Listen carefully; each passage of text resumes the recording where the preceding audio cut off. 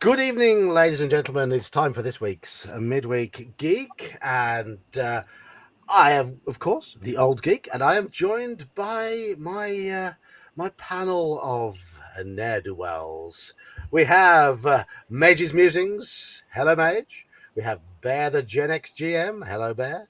And we have Saxius, the subject selector, because it is Saxius who's come up with the topics. I think a little bit of alliteration there, Saxius. Saxius, the sinister subject selector. Sinister. Listen, I give suggestions. You're the one who ultimately picks them. Okay. I can't help it that my subject matters are just very alluring to you. Yeah, they are. Yes, they are. They are, Saxius. Yes.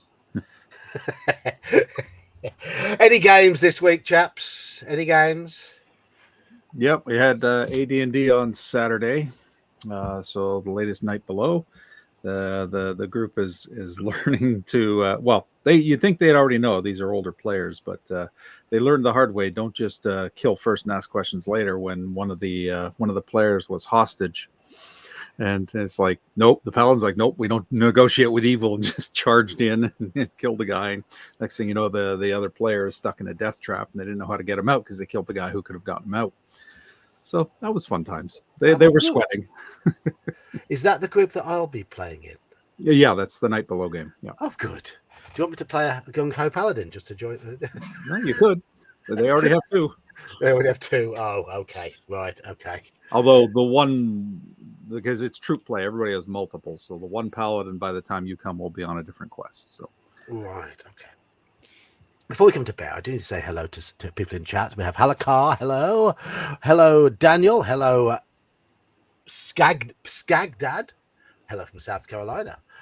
General Nut, be epic, start on time, nearly. Mr. Baker, hello. Hello, IQ. Hello, Jerry. And hello, Mondo Hand. Happy Hump Day.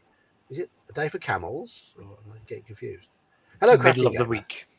Wednesday, middle of the hump week. day. Yeah, Wednesday's hump day. I've never heard it called that before. Oh, Maybe it's a been North that- American thing. I don't know. No, Although it's you've heard it. Yeah, no, I hear it almost regularly in the southwest. Oh. Don't hear it around my way. But it's the whole thing of like, oh, it's middle of the week, hump day, peak of it. It's only going to go towards the weekend now. Okay, I think it should be more like trough day, because you climb towards the end of the week, don't you? No, you climb to the middle and descend towards the end. Yeah.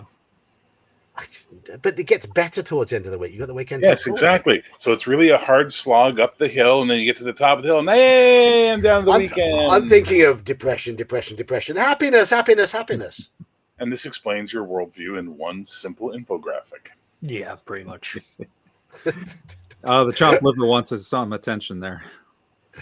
Have I said hello to Hungar? I don't know if I said hello to Hungar. So welcome. Hi, Hungar. Hi, Hungar, honey. Pedar Wayne. Hello, Pedar. Hello, RPG Exile. Unless you're married. Yeah, of course, Daniel. Yes. Bear, any games? Friday, we played Heroic. We came back to the campaign, which was a lot of fun, and it was good dusting off the rust and getting back into it and picking up where we left off. They've still not gotten to the fireworks factory. They seem to be very, very good at not getting to the fireworks factory, so that's fun. But next session, they will finally be at the fireworks factory. And my camera has frozen. I don't know if anyone can hear me. Mm-hmm. We can hear you. We can hear Yes, you fine. my camera has frozen. Marvelous. It's my own fault. I just unplugged my wheel. And it knocked off my camera as well. So you can't see me at the moment. Saxius, games for you. Yes. I had my Friday heroic game. I need to write out the outcome of that. Was good. I managed to keep them on track. They managed to follow the clues. They got things done, and it moved on, and it ended just as they were getting ready to interact or initiate a fight. So that was fun. My Saturday game, we have started the end of the entire campaign. So they have launched the attack with the alliance of a house of storm giants supported by cloud giants, hailing in a bunch of fire and frost giants, as well as stone and hill giants to attack a demonic lich. They have brought in along furbolgs, a number of sylphs or wood elves, so, members of the local druidic circle. The players, one of the fighters, retinue of soldiers have also joined in. So it is a big battle that is taking place, and the players have been basically they've been circumventing things that do objective-based hidden attacks. With the entire objective being that they want to strike as deep into the Lich's territory that they force him out of his lair, because they don't want him to be inside the lair where he will have all of his trinkets and other things. He has to be selective with what he has to come out. And their plan is, once he is out, there is going to be a dash between all of the higher powered spellcasters to get as close to the Lich as possible, and they will cast imprisonment upon him. They have learned his true first name and 3 letters of his last name.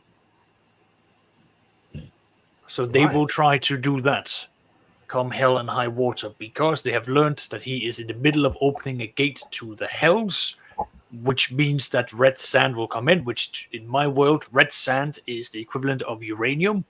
It just kills nature. 20% of my current world has been destroyed because red sand got into the world. So is this why you came up with the topic of epic gaming? Because you're running this, what sounds like a very epic campaign. It is coming to an epic thing, but the reason for why I chose the topic is that there's been a number of conversations I've been having, both on stream and off stream, where I wanted to ask the wider panels that seems to come here what you do, because the objective that we always have is that we want something that is epic. We want people to walk away from the games feeling that it has been an epic time, that the story has been fantastic, and basically, everyone wants a very good story, but how do we go about ensuring that we are striving towards that? Well, I have a question for you specifically about that before we start the main topic, but sure. Hold on to that thought. Sure. Hello, Treadhead. Hello, Andy. Hello, George. George says he likes his GM, but wow, he wishes he did some cool shit like what Saxius does. Well, there you go, Saxius. Hello, Daniel. How are you doing, Daniel? Doing okay. How about you guys? Oh, fine. Daniel, you ran a game on Saturday, didn't you? Yeah, hopefully it wasn't a total failure. No, it wasn't a total failure at all. I don't think it was epic, but Daniel filled in as a replacement DM because we've got Gene on alternate Saturdays, but he's not always available for the other alternate Saturdays because Gingerbeard's having a bit of a break at the moment. I can't do Saturday afternoons at the moment because of work. So Daniel stepped in and ran our OSC game last week, and it was absolutely fine. Like we said afterwards, you just need to be a little bit more confident about just imposing your game. Don't say things like, I'm not being a dick, but, or anything like that. Just don't worry. It's your game. Just off you go. Go with the flow. Just say I am being a dick, and here's what's going to happen to your character next. I'm not being a dick. I'm going to be an asshole. Hello, yes, Mikey the Goat Cat. So I played in Daniel's game on Saturday. Last Saturday night. There was supposed to be something last Saturday night, wasn't there? There. No, that's this Saturday. I have nothing to say about this because that's now rescheduled for October because of people's lives. Yeah. I would have run some. I mean, Daniel's session when we went on for about 5.5 hours, didn't it? So we didn't have a game. A late game we ended up bullshitting a lot. We did. Yeah. Yeah, but that was absolutely fine. We had a good game earlier, so that's what matters. And then we played Call of Cthulhu on Tuesday. With the Roman campaign section of the campaign over, the players now know where Fenalik came from, but the characters don't. Well, they've got an idea. They've got an inkling because they found a book which the contents of which were the Roman subchapter, but it didn't specifically say in that Roman general becomes Fenalik, but it gives the idea that he becomes something rather unpleasant. And I decided it was time to introduce our new player, the very pleasant Anne, to Fenalik, my favourite bad guy, my sickest, most twisted bad guy. And yeah, what did she say? What did she say in? I'm blowing my own trumpet here. I'm blowing my own trumpet, but I think you get demonetized for that on YouTube. yeah. Only if you do it. I'll fade to black, but I'll leave my comments out. Let me have a little look. Well, first things first, I do want to show you the picture she drew of her character meeting Fenalik, because Anne, of course, is an artist, and if I share the screen, there you go. That's the piece of artwork that she drew of her cat. Cool. It's beautiful, isn't it? Yeah. It's absolutely gorgeous. Yeah. Because Fenalik was a perfect gentleman. He was a perfect gentleman, just a very, very creepy gentleman. Very naughty boy. Yes. Take my hand. No, I insist. You take my hand. Do not try to retract your hand from mine, my dear. His hand is icy cold to the touch as he snatches your hand as you try to retract it. And so all that sort of thing. Because she was trying not to. She was trying to avoid him.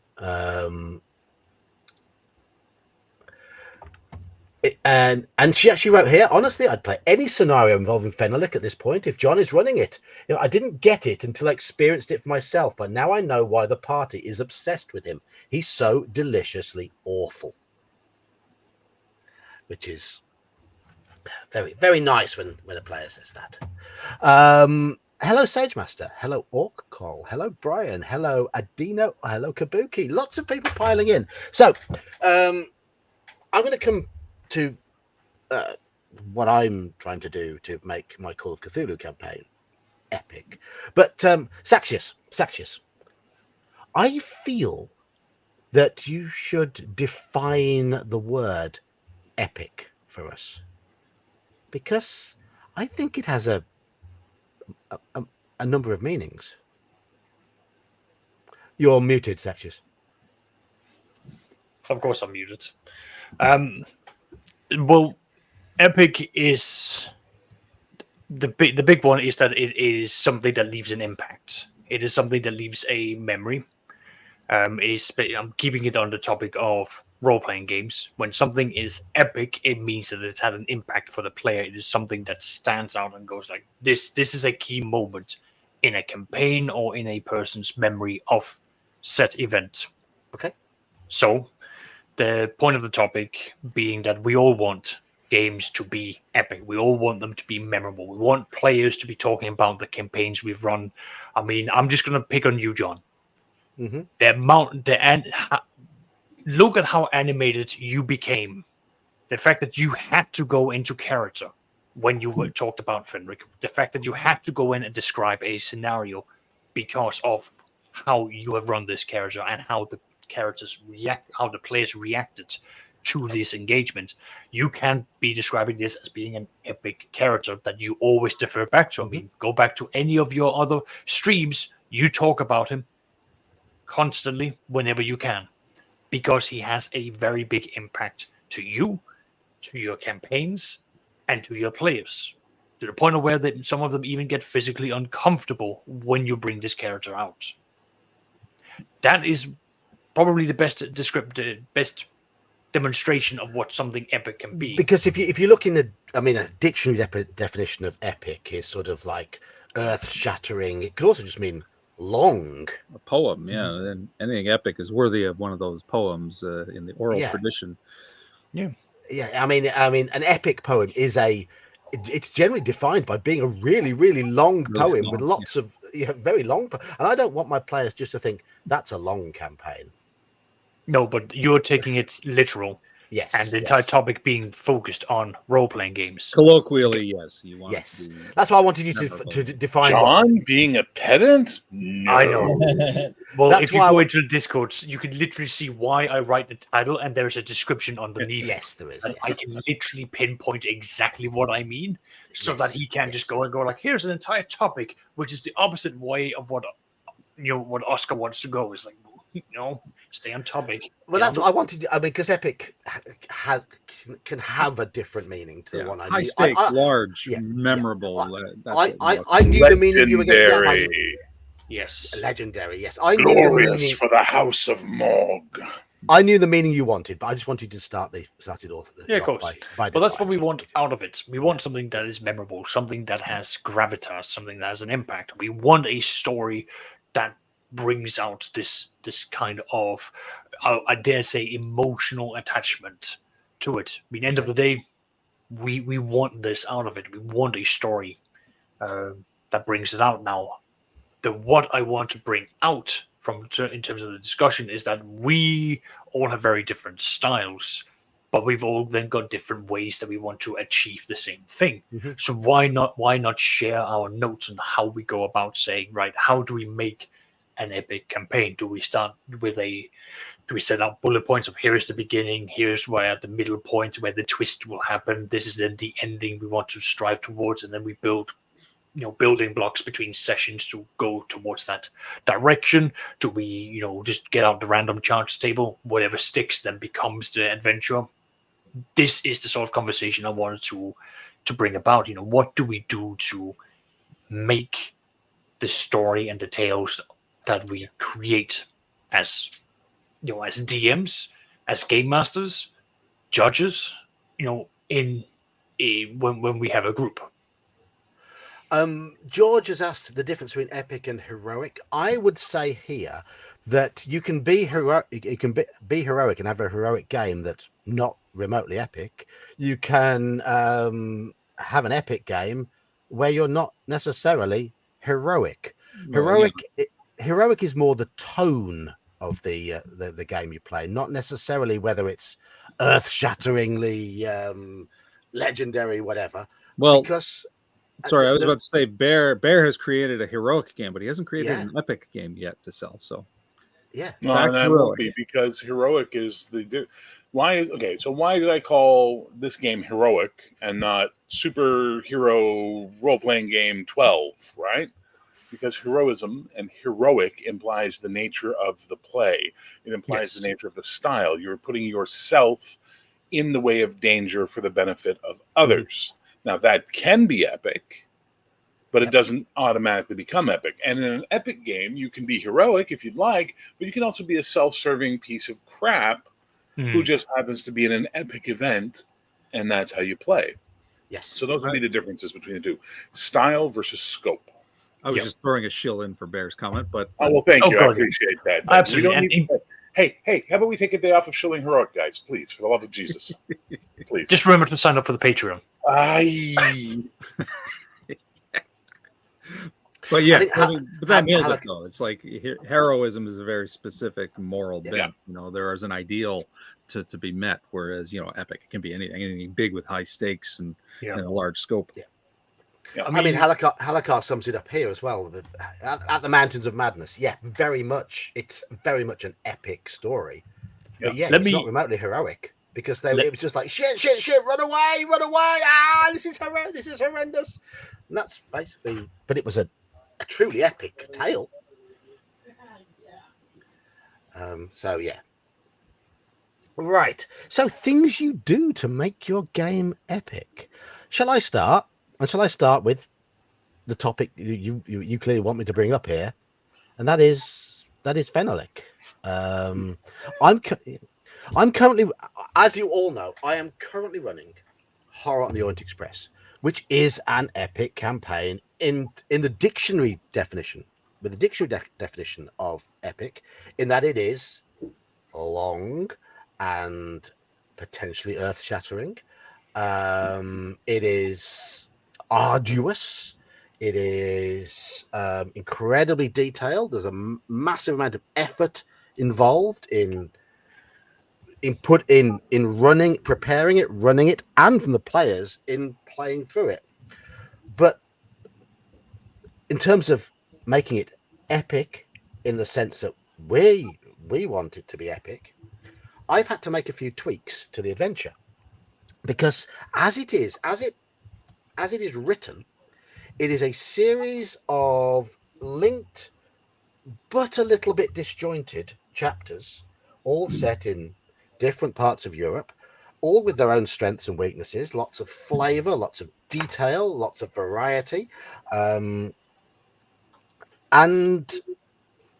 the thing that's tying them together is find the bits of a MacGuffin, which isn't entirely that epic. And Fenalik, the villain Fenalik, they meet him in Paris, and it's just sort of suggested when he makes appearances, and he then fades into the background a bit if you play it as written. I chose to bring him very much to the fore and have each of the players, each of the characters, have a very personal encounter with him when they are vulnerable and when they are alone and when he very much has the upper hand. And he has complete control of the situation in each encounter, but he shows a side of him which shows how much of a schemer he is, how intelligent he is, but also how manipulative he is. But I think by bringing this villain into the game much more in this manner, I think I have made the game considerably more epic, because there is that definite villain rather than something being tucked away in the background. So having those players having the personal encounters with him and hearing the way they speak to each other after those encounters, like Anne's comment there, Iman's had his meeting with him, Andy's had multiple meetings with him. I forgot I hadn't introduced Mike's character to him yet, because Mike had a very memorable meeting with him with his previous character when he was playing the early sections of the campaign with a previous group, because Mike joined us later in the campaign, coincidentally at the section where our previous one finished, which was perfect. And Manfred's definitely had a few meetings with him. Don't know about Joker meeting him yet. I think he has, but I'm making it so that he's ever present, lurking in the background, pulling the strings, very threatening. They know of his power and they know of his capabilities, and that makes them fear him more.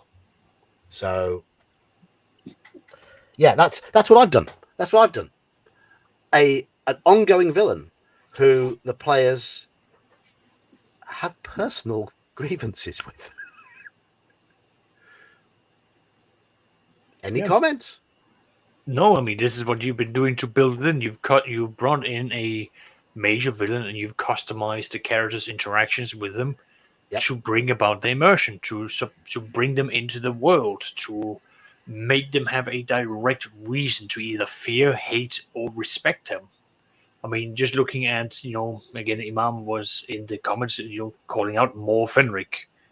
So it's quite clear that, he's also enjoyed the interactions, and you've been given direct responses and commentary from your players. Not just from this group, but from previous ones. So you've put a lot of effort into making this one aspect of the game, of this specific module for Call of Cthulhu memorable, but in the epic scale that you come in and this character will leave an impact on you, both your character, but maybe even on you as a person, if you can get under their skin, that is. Yeah. And I take pride in the fact that this character has got under the player's skin. It's a horror game. And I believe there should be a degree of discomfort when playing a horror game, because isn't part of the point of horror is to feel uncomfortable. But when you're reading a horror book, when you're playing a horror game, when you're watching a horror film, you know you are ultimately safe, but you feel uncomfortable even though you know you're safe. But if you enjoy horror, you enjoy that discomfort. Any of you comfortable when watching horror films? Yes. A good horror film? You're comfortable there? Yes. No horror films ever made you uncomfortable? Well, I'm not exactly sure what you mean by uncomfortable. I don't get uncomfortable watching a film because I know it's not real. I mean, do you get tense? You get nervous? I get a little anxious. So I do. I get, yeah. That's fair enough. But we're all different when it comes to that. We've all seen the thrills in their different ways, but you're bringing it about in the way that will leave it epic with Fenric. Shall we go over to someone else? I hope so, yes. Move along. Move around. Who wants to go next? Well, for me, I mean, you can't manufacture epic.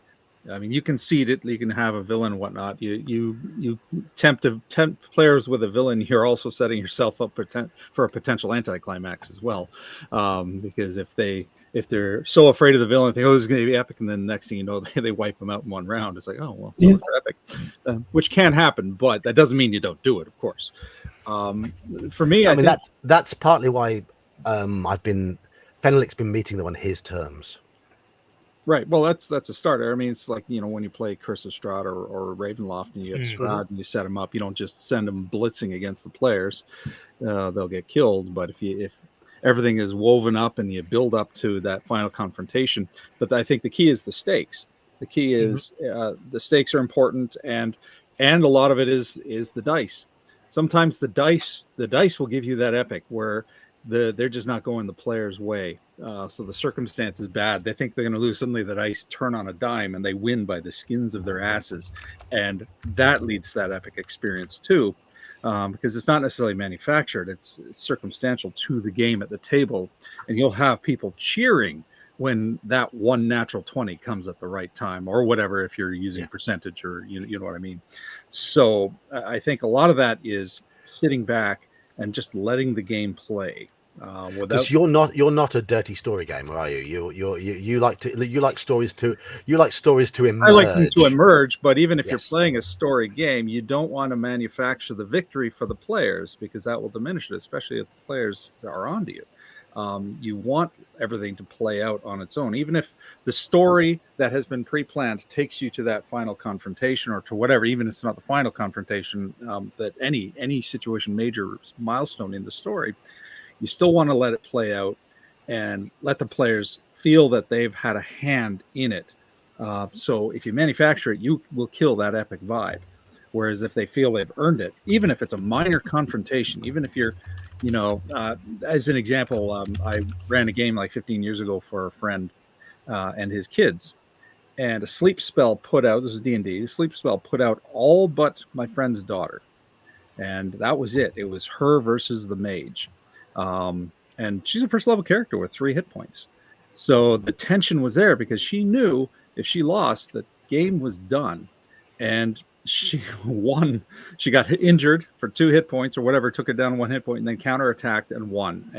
And they were cheering at the table, and that was just just a first level encounter. So, but we couldn't have manufactured that. I didn't make them do anything.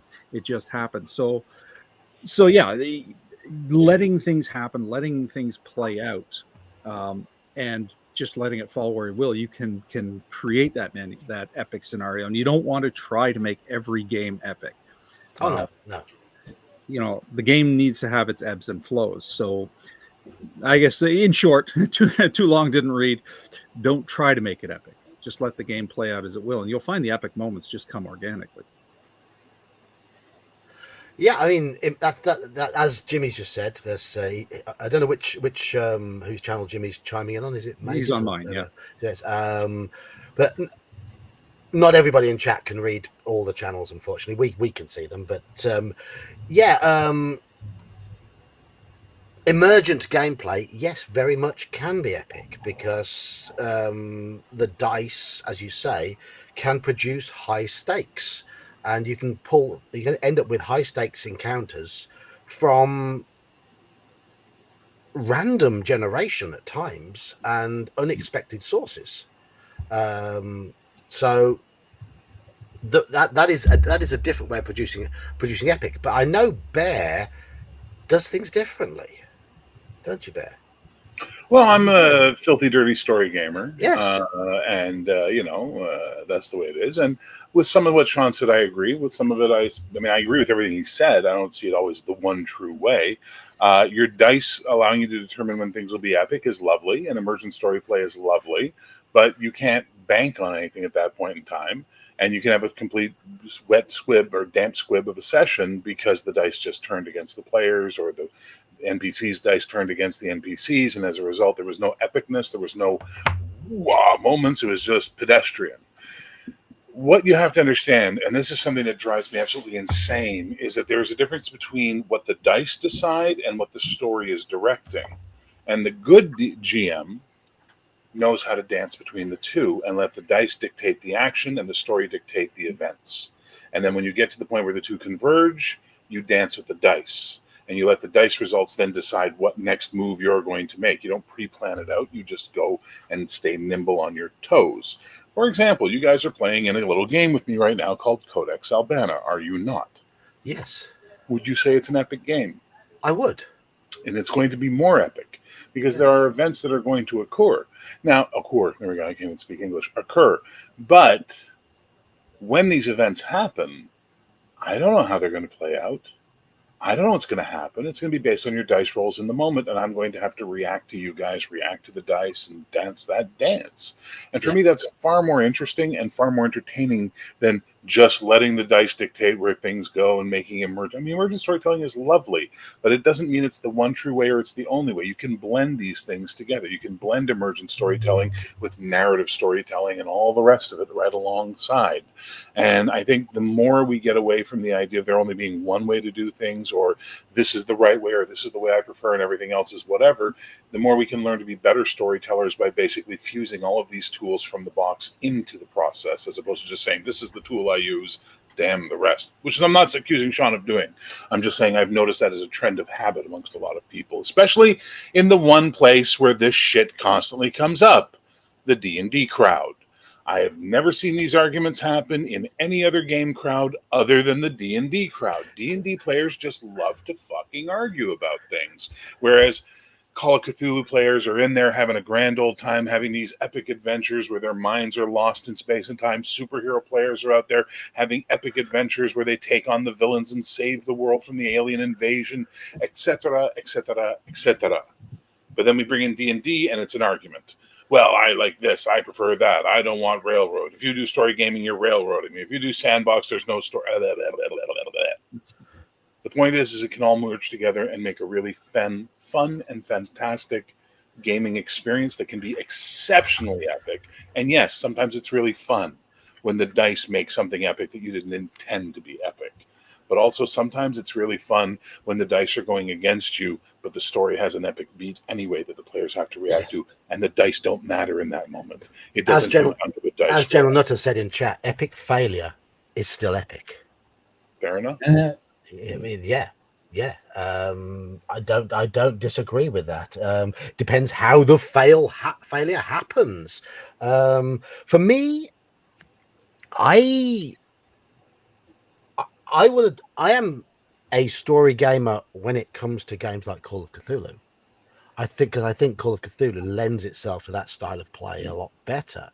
But if I'm running a fantasy game, I like it to be a little more episodic, and I enjoy the traditional D&D approach of dungeoneering, short little episodes, little short scenarios, some of which can feel epic and memorable. Some can be a little bit more mundane. You don't know how it's going to play out until you actually run it. I tend to bounce between the two. I enjoy the emergent game when playing a D&D type game more than I enjoy playing a legendary type D&D game. But with Call of Cthulhu, I'm the other way. Well, so this is a post third edition mentality that we live in right now, which is that the game is all for the players. Everything's for the players. It's all the players. They're versus the DM. They have the authority. They have the agency, et cetera, et cetera, et cetera. And that's nice and that's lovely and that's great if that's what you want to play. Have a good time.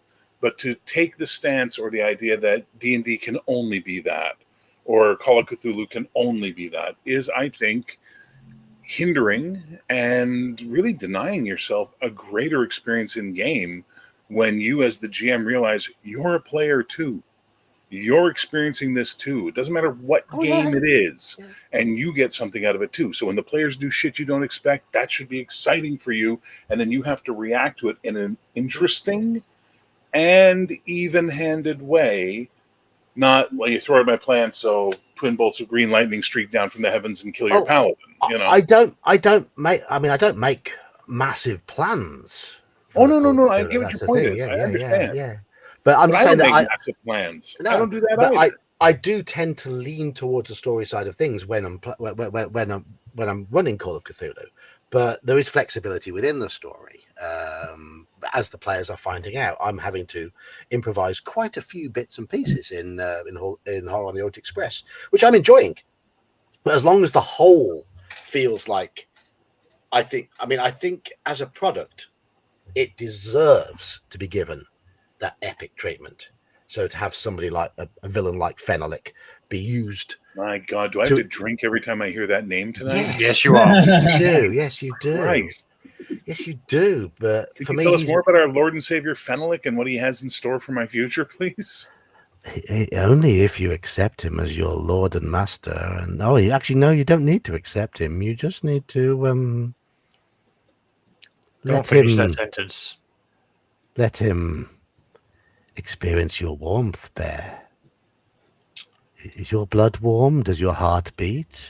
I will answer in the voice of Prester John the Bastard Sword. My heart's as cold as ice. Fuck off. You lie, human. You lie. Reach in, touch it, see what happens. You guys want to have your own private stream? Yeah, I was about to say, like, okay, now Yes, we do. And we want to put it on audio only so the ladies can listen in.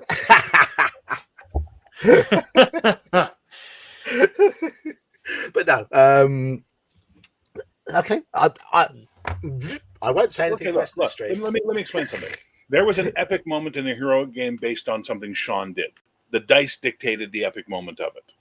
Yeah. There was no plan for it to happen that way. It was he failed to roll. His character went into a weird killer mode. The players tried to stop him. He saw them as targets. He wound up getting fought all the way out to the beach and was ripped in half when he ran out of health on a particularly brutal attack. No plan. No premeditation. Just happened. Which then in turn allowed the PCs to then negotiate a détente with the villain so everybody could go home and regroup and lick their wounds. Very epic. Very cool. Would have made a great comic to read. Was completely dictated by random chaos, a player decision, and some dice rolls. So it can happen. It can be good. Just saying, and this is something you'll always hear me say, there is no one true way. Therefore, Well, that speaks to an what I event. said. It's like you can't Yeah. manufacture that. We couldn't have manufactured it. Like if you had reached out to me in advance and say, "Okay, I want you to go ballistic and make this choice," then it would have completely diminished it, right? Absolutely. But conversely, in another game I run, and I know none of them watch the show, so I can talk about it. One of them, one of the newer players, was very attached, and in every game we play, these two players, their characters become very attached. So we felt, like this is a new player; they're not learning some of the stuff you need to learn as a player from playing in a more dice or whatever game. So I reached out to the other player, who's a longtime storyteller, a longtime player, and I said, "Hey, we're going to do this thing, and there's going to be a story beat where there's going to be a proposition for a fight. And if you would be cool with this, I would love for you to throw yourself in the ring as the champion for the other player. You're going to die because the other the fighter you're going up against is much better than you, but we'll let the dice decide and see how it plays out. But you're going to die. You've already got your new character, which is the one you originally wanted to play. So this character, which you only played for 2 sessions, will die, and we'll go from there." Absolutely, yes. Absolutely brilliant moment. Happened straight-faced. Nothing was revealed. And at the end of it all, it fueled the other character's motivation to a point where that player now has stepped to another level as a player. She's gone higher because she now has an emotional connection to something that happened in game. Could have happened randomly, absolutely. But as a dirty story gamer, we arranged it to happen, and it did work out. Could have gone tits up, but it didn't because we let the dice decide the fight. The event was staged, but the dice decided the fight. I think, and moments can feel epic. Events can be epic. The game as a whole can be epic. And you can have games where you would not describe the game as an epic game in the dictionary definition, but it's memorable because there are a lot of epic moments. For example, like Sean's character, having his failure in the heroic game. Oh, okay. That's an epic moment that created a memorable scene. Saxius. Well, I just also want to point out, like, you don't need every session to be epic. No. You need just like you need day and nights.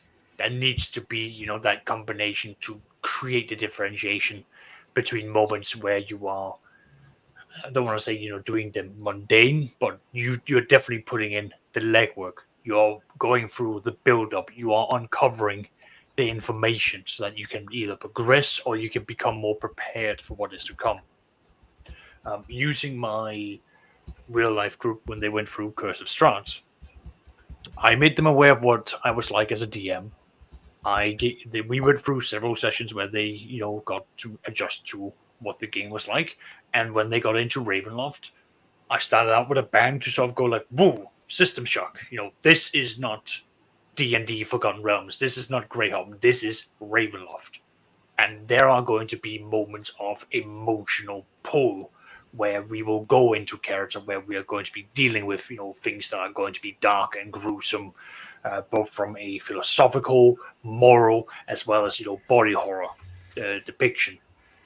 And then after that, it was the whole case of like, okay, you've now had the shock, the system shock of being thrown into ice cold water. Now you're being pulled up.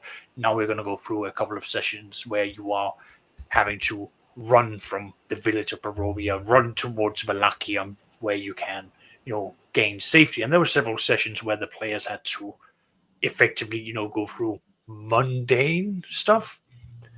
But it was all another great build-up because the moment they arrived in Wallachia, that suddenly became another moment of epic, of an epic setup, because now they were thrust out of the horror of, the wilderness and Barovia and into a political situation where they had to make a decision. And, decisions were being made when they were inactive. And I think you're right in saying that for those moments to feel great, you have to emphasize the mundane. You have to have if every single session is a huge heroic battle followed by another huge heroic battle, it starts to drag. Exactly. And for things to be memorable, those big heroic battles, those moments need to happen sparingly. Yeah, exactly. And it's a case of where, both the player and the DM, as Bear was saying, you will have to go through this dance. If you know, like, I'm gonna use the module of Ravenloft because it's something that most people know, and if you're running a module, you can read, see, and find exactly where the bigger moments are meant to be. When you're running a more sandbox, a more freestyle game, you as a DM, you do indeed set it out. When some of these moments are going to be, as you are designing the adventure. It's then down for you to also work with the players to set the pace for them to go out and find the information to push through the obstacles to then come towards the next big step. I mean, I'll use my second edition game. I've gone on and on about how the Yonti, the snake people, have been a major antagonist to my players, and my players were able to circumvent a 3 to 6 month subplot just because they were asking the right questions. I didn't expect them to ask this question, but I had kept it in my back pocket just in case. Like, what? If they're creative, if they think out of the box, I will let them do this.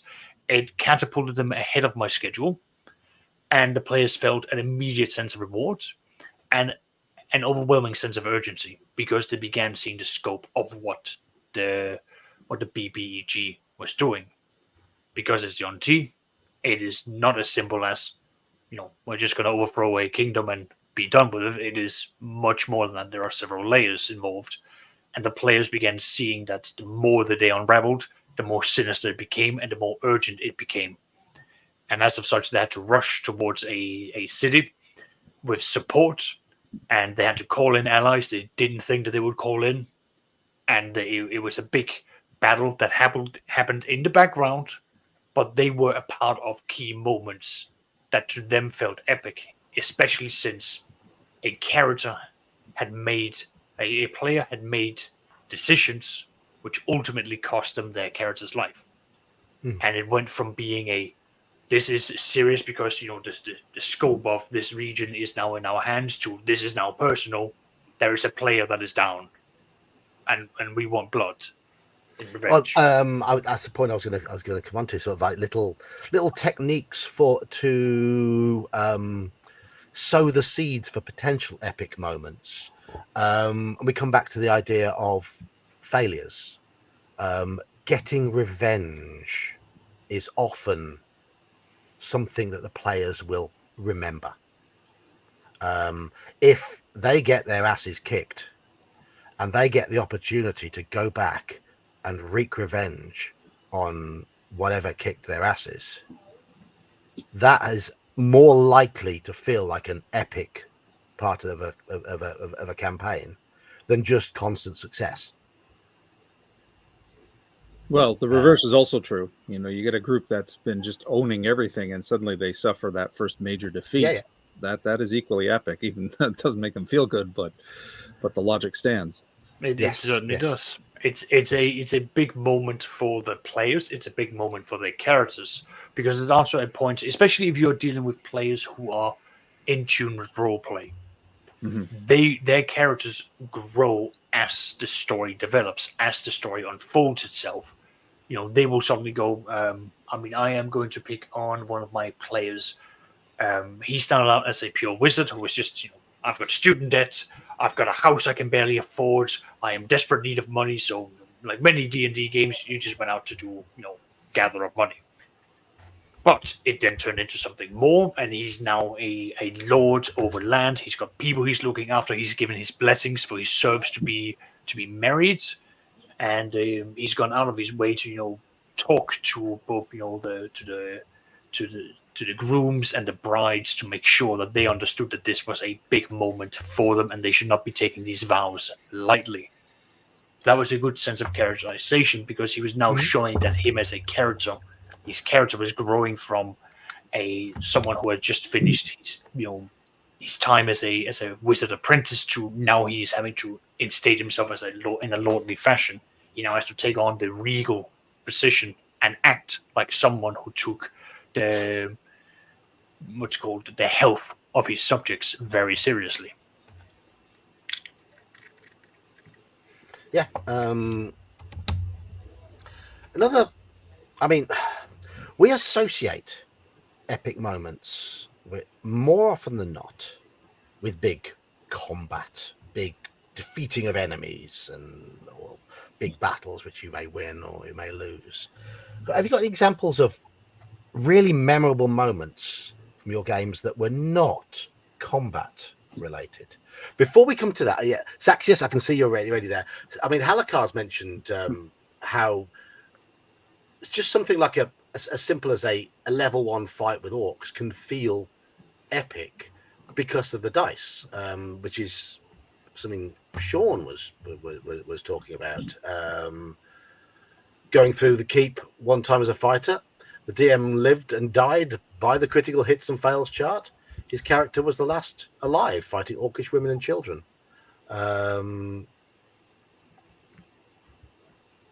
And 2 of the orcs rolled ones at a key moment in the combat. So that combat felt epic, even though it was low level. It's still high stakes. High stakes commonly means epic. Commonly gives you epic. But go on, give me that example you were keen to tell me about. The finale to my real life Curse of Strahd game was not the defeat of Strahd. It was 2 very specific moments, for there were 2 players who had invested themselves with effectively putting their hearts on the line. One of them had basically fallen partially in love with one of the NPCs. Now, Strahd, of course, had learned of this and kidnapped said lover, and it was now that player and almost her character's personal investment to save her lover. And in that moment when they chose to fight Strahd over everything else, her lover was turned into a vampire. And when the entire thing was done and dusted, and she finally found where her lover was based, she found a vampire spawn that she then had to sit, and he was laying there going, I feel cold. I don't feel normal. Please hold me. I'm scared. As she had to then sit and watch as the sun was rising up, not wanting to give him the pain of the sun rays touching him. She was then forced to plunge a dagger into his heart, giving him his final death. That was an epic moment when the player sat there and she was playing a thief, a rogue, and she said out loud as everyone else was going like, okay, are you coming with us to loot? She said, no, I'm sitting here and I am sitting here, with the smoldering, burning away corpse of the person she loved. It was a big moment for that player, and that was a moment that till this moment she was offered the opportunity for that lover to be brought back, but she said no. My lover would not have wanted that. My lover would have wanted to have been left in peace. She was given that opportunity in my current Red Hand of Doom campaign. And she said no, because she knew that she couldn't betray, whom it was she fell in love with. That was a very epic moment. There. Go on, Bear. So I was running the first ever Pendrick cycle, and my buddy Renzo really, really wanted to be the wise man. So he was set up as the wise man, the role Cody's playing in our current Pendrick cycle. And they got to the tower of the enemy, his mirror, right? Because that's the whole point of the Pendrick cycle. There's a mirror to all the heroes that are villains. And they infiltrated the tower, and they went all the way up, and he made it to the throne room to find, essentially, for lack of a better term, the evil guy from the Black Cauldron, the Prydain Chronicles, waiting for him. Yeah. And they start to have a conversation. And out of Renzo's mouth comes the stupidest thing that any of us have ever heard in our lives said in a role-playing game. And I cannot remember what he said, but literally as GM in character, and I'm so into the character because we're bouncing back and forth, the character through me went, wait, what? And it turned into a Buffy the Vampire Slayer moment. where he's like, and then Renzo just said something else. He's like, "Oh, you're an idiot. You're my enemy. You're what I have to. Oh, this is a waste of my time. I'm leaving." And then he cast a spell and teleport out, and the castle started to collapse around them. And then they were trying to get out and survive and make their lives. That moment was so epic. Not only do we still talk about it, it ended the campaign. It killed the campaign dead. Not a single combat moment in that sequence. You know what I mean? All role playing.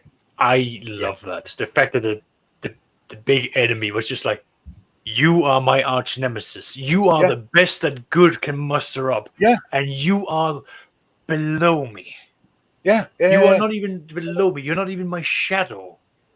And the reason it killed the campaign is because all the other characters who are supposed to be following this wise man, when they made it out of the castle, were just like, "No, I'm going home." And they all just left. The Penguin cycle completed. Why? Idiots.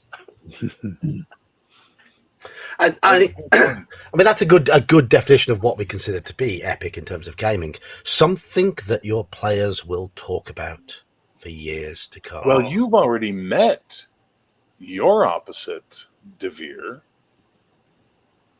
A man you might remember from the festival, Mr. Gebrecht. Herr Gebrecht is your opposite, sir. Is he now? Oh, yes. Oh, you guys have no idea what the next session is going to be like. You want to know epic? Wait till the next session hits. Good. We keep having to put it off. You were dumb enough to set foot on a boat, so you know. Good. You of course are familiar with the Saltmarsh series, John. Oh yes. So a friend of mine this is about 20 years ago. We were playing Second Ed. He was running us through it. We had 3 wizards, all the PCs, just 3 PCs, and we were all wizards. But we had been picking at in the second module. We'd been picking at the lizard men and antagonizing them because we hadn't solved the mystery yet. And eventually we realized there was a bigger threat and that they were potential allies. So, but we'd already earned some animosity, but we said, okay, we waved the proverbial white flags. We have to talk to their leaders. So as we went in, we found one to take us to their leader. The DM had described as the tribe was hissing around us and following us and surrounding us, not attacking, but they were definitely hostile. And so we came and we negotiated with the leader and had our back and forth. And then finally the DM's, all right, who's doing the talking here? And, the person with the best charisma, and he rolls and the DM rolls in front of us. It's like, all right, if it's hostile, we were surrounded, we were fucked. And he rolled and it was just enough to be friendly. And it was like, woo. So. And it's one of those moments that you remember. Yeah, well, because what he did was after the result was positive and the lizard man leader said, all right, we have an accord, or he did it in his lizardy voice. The DM just took the module, folded up. He's like, all right, on to the next one. Yeah. That is the issue with the second module in that series. It can be over far too quickly, but which is a shame. It is a shame. I mean, I think a fairly epic moment from running the first part of that series was when I was running my first AD&D game on my channel a few years ago for a group, and one of the guys who wanted to play in the parts 2 and 3 of the series, but he'd already played part 1, so he offered to run the role of a certain NPC they find in the house. Sean, you'll know exactly who I mean. Mm-hmm. And I gave him a little brief as to what he wanted to do. And the moment when he successfully murdered one of the PCs is the sort of moment that I, as a DM, will remember. How he described silencing the character that he found himself alone with a simple assassination roll, and it was quite delicious. It was, and the players took it really well when they sort of realised what was happening, and it turned into a really good sort of chase scene afterwards, where they caught up with him and killed him. But he got one of the player characters and tried to get away and did everything he could to get away, which was it made for a really, really good session of play. Really, really good session. So I do also want to point out something else that's epic that I've been telling my real life group, and that is the development of not just the characters but also the players as they progress over time. I mean, I've highlighted to my players that ever since the day came out of Ravenloft, their tactics have changed. From the very beginning, when they first started playing with me, they was very, let's interact, let's negotiate. There could be good in this world.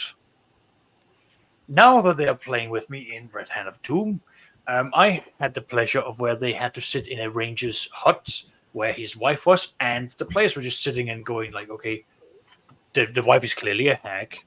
John, you're pointing to the fighter. You're gonna cut her hamstrings. You're gonna throw acid at her throat. Like they're just like ready to just take this on because they are dead certain there is no happiness when Oscar runs a game. They can't be. There won't be. Tell us, is she really a hag? No, they were a happy couple. And the ranger was very professional. I was like, I do not talk about the business of how I keep, hobgoblins and goblins at bay from civilization. We will take this talk outside, away from my wife. Because when I come here, this is my place to be a man. When I am out there, I am an animal.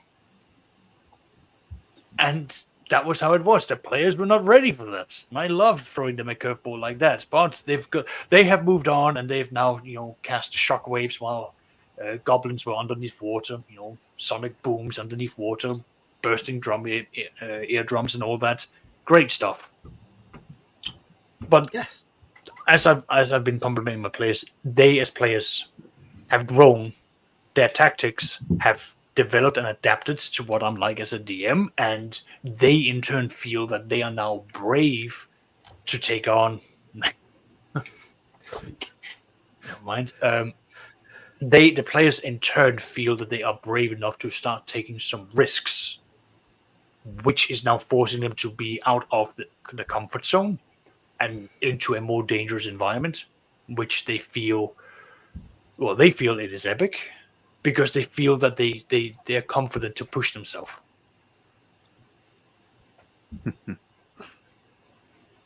Yep, onion buns. Yeah. He's had some epic moments too, like organically grown. That time he was down to 1 hit point because he had been caught in a constrictor snake's grasp and had been squeezed down to 1 hit point, and he managed to slip out with a lucky dexterity roll at the last minute and scramble to safety. That was purely organic. It was fantastic. He was sweating. The player was like drenched in sweat.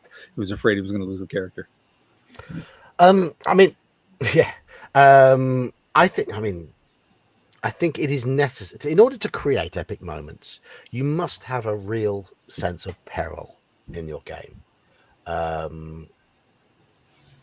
I think there are issues with certainly the more recent iterations of D&D. There is a lack of epic moments due to the mechanics favoring a constant sort of heroic high fantasy style of play. I personally think it is easier to make moments feel more memorable and more epic when the PCs are more fragile.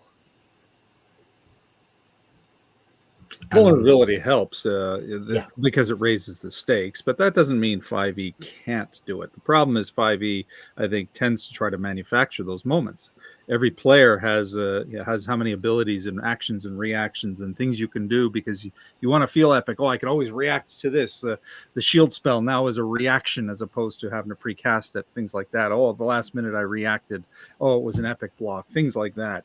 But organically, you'll still have the same effects.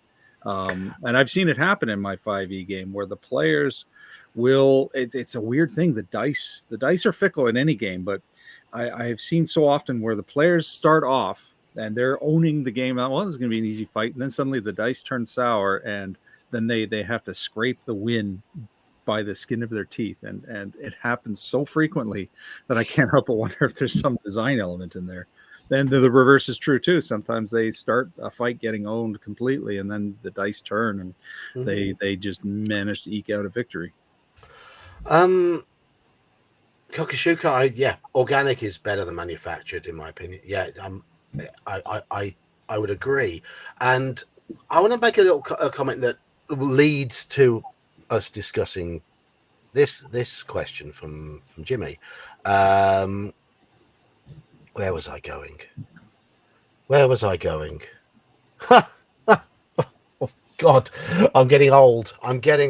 Getting? I am already old. Let's discuss this. It'll come back to me. Let's discuss this question from Jimmy. Yes and no. I think Epic comes from what you do, not from a system. The system is just a method of conflict resolution. Yeah, it's just a math delivery system, right? It's the best kind of system when there's math and Excel. Oh my God! It was bound to happen. Surprise. Exactly. I disagree with you both. I find the most memorable, the most epic moments tend to come from when players think of very inventive ways to deal with situations, often by going beyond what's on the character sheet. And there are certain systems that lend themselves to focusing on the character sheet. I'm going to come back to 5th edition. 5th edition D&D, because it gives the players something worthwhile they can do almost all the time, and mechanically it is almost always the superior thing for them to do in the moment. The players tend to lean towards what's on the character sheet more often than not.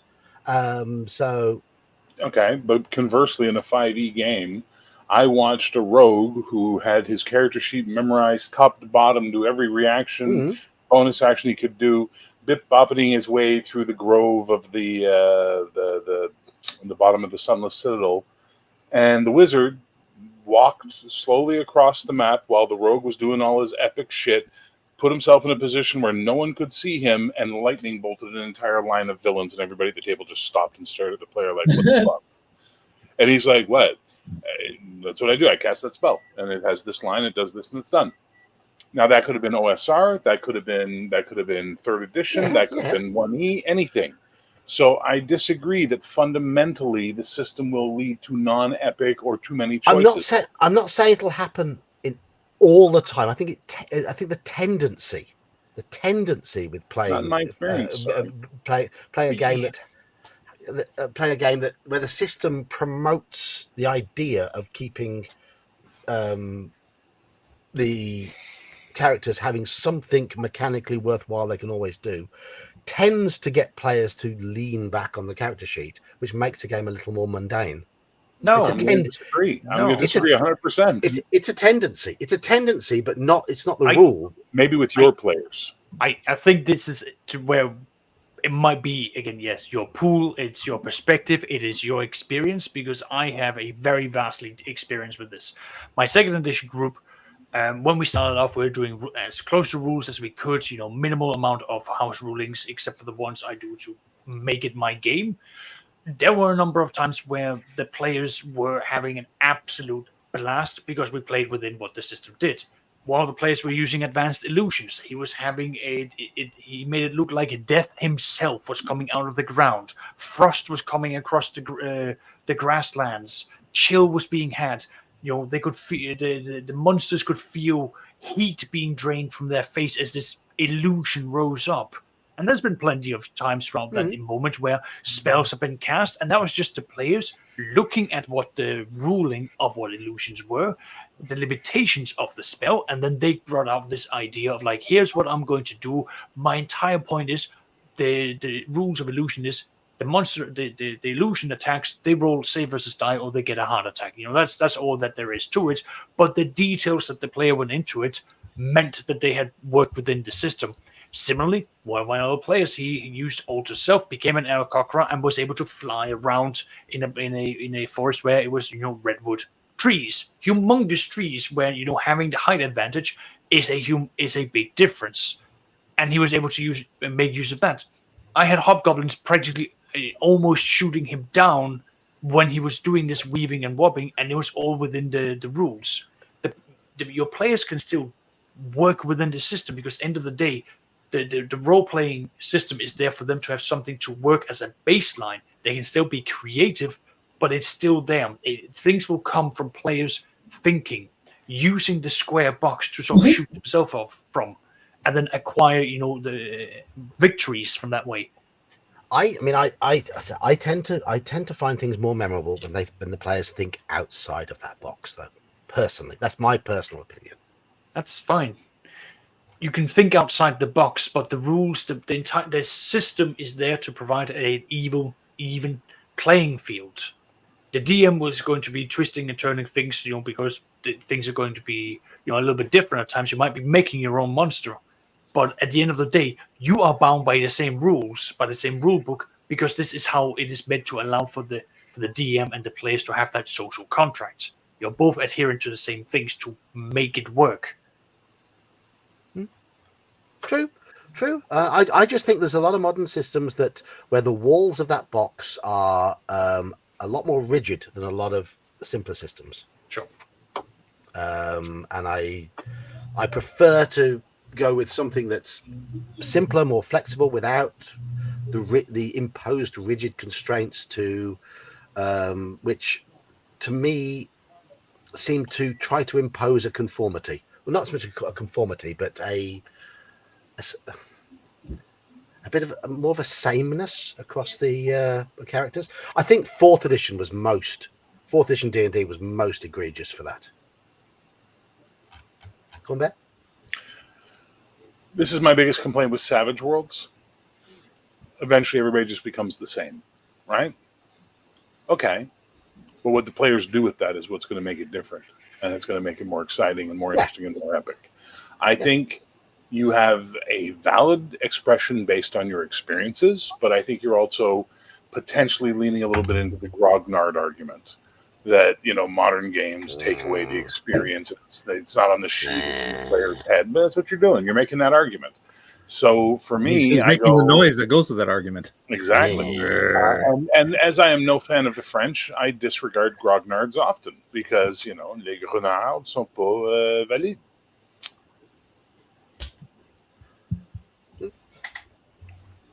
Yeah, I mean, it's just my experience of Good question, Jimmy. It's very good. It is, yeah. It's just my experience of 5th edition is it tends to. I see players as general notice here, perception rolls versus players stating what they are doing. Yeah. But that's just the perspective of the game too. I mean, you're supposed to state what you're doing. Hey, Dungeon Master, I'm gonna search. I'm gonna run my hand along the wall, and the Dungeon Master says, "Okay, roll your perception," as opposed to, "I want to make a perception check to find the secret door." Right? It's two different approaches to effectively the same mechanic. I've just seen a lot more of that roll the dice first approach when it comes to that's games. Just bad GMing. That's not a bad game system. That's a bad GM. This particular GM says no. Describe what you're doing, but the players will often. Then those are bad players. And then I pick up on it again, say no. Tell me what you're doing, and I'll tell you when to roll dice. And it just I see people falling back onto that with 5th edition quite a lot. And it's to do. I think it is encouraged by the skills on the character sheet. And before I yield the floor to Saxius, my buddy Mike, I've been role playing with since 1985. Okay, I started role playing with this guy. I am his primary DM in life. I'm the only person he plays with anymore. But over the years we play, and he had a great line. Back in the days of 1st edition AD&D, when something bad would happen or some villain would do something, and we still to this day, this line will be said at our table, don't I get a roll or something? It's all about how you run the game. It's not the game. Yeah, it's true. How you run it. That is true. I just feel that 5th edition encourages it a little bit too much. Go on, Saxius. Right, you were going on about the system, modern systems being heavy with rules, and requiring a lot of dice rolls, and not really leading to what you felt to be epic. Is that a fair I think so. summarization of what you're Yes. Yeah, saying? I think Yeah, so. Yeah. Yeah. cool. Let me introduce you to Deathwatch. That is everything that you just said but it is filled with epic moments. It is. It has a number of different rules. D100 system, got a mixture of classes, skills, and you are going to be playing as epic level, warriors in the far future, fighting off the monsters of what the universe has against humanity. You are going to have some epic combat moments, and you are going to have some really intricate role playing moments in this. My players, whenever I've taken them through Deathwatch, they love it the moment they come back from a mission, because that is when they get to interact with what is called for the watchtower, the watch fortress. They get to go out and interact, because what they do over their downtime has a huge impact for their next deployment. Their next deployment is then going to be given to them, and it is going to be bam bam bam bam. It is objective based. You are not out there to murder monsters for XP. You are there to accomplish missions. It is very mission based. It is railroady, yes, but the players have all, like, from the games I've had, from the games I have played in, the players have basically been sitting there hungry, thinking, yes, I am going to be, an epic character taking on humongous aliens and terrifying creatures, and I am going to be risking limb and life doing it. And when I am having downtime, I'm going to have to interact with the other survivors from other squads, comparing notes, preparing, going on for the next thing. It's rules heavy? There's a lot of rules involved, but the system is designed so that you can do a lot of things in combat. And my God, do you feel like a god when you go into combat? Yeah. My question there, just to go on to the next point, is: are there serious consequences for failure in that system? Yeah. Well, so There you go. it's There not. you go. All right. Good. So you are looking at missions where you are going to be having huge impacts for not just a region of a planet. It can affect an entire planet. It can affect an entire system should your failures be consecutive.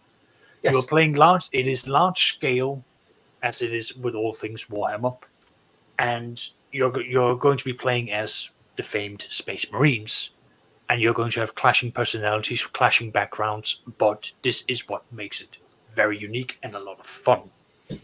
Are the characters fragile, or are they very strong in that game? Oh, you are not a weakling in this, but you are But not going. but is the combat deadly? Thank you, Sergeant Page Dan. page 255.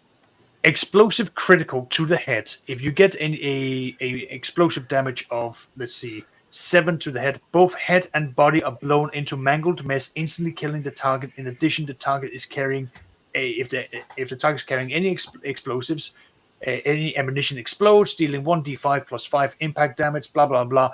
You are looking at.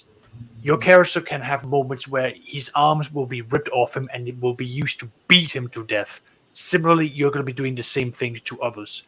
It is. Go and watch the latest video game, Space Marine 2. If that is giving you the best depiction of what level of blood and gore you're dealing with in the role playing game. Going back to the point that where a system can help with or hinder the epic nature, epic feel of a game.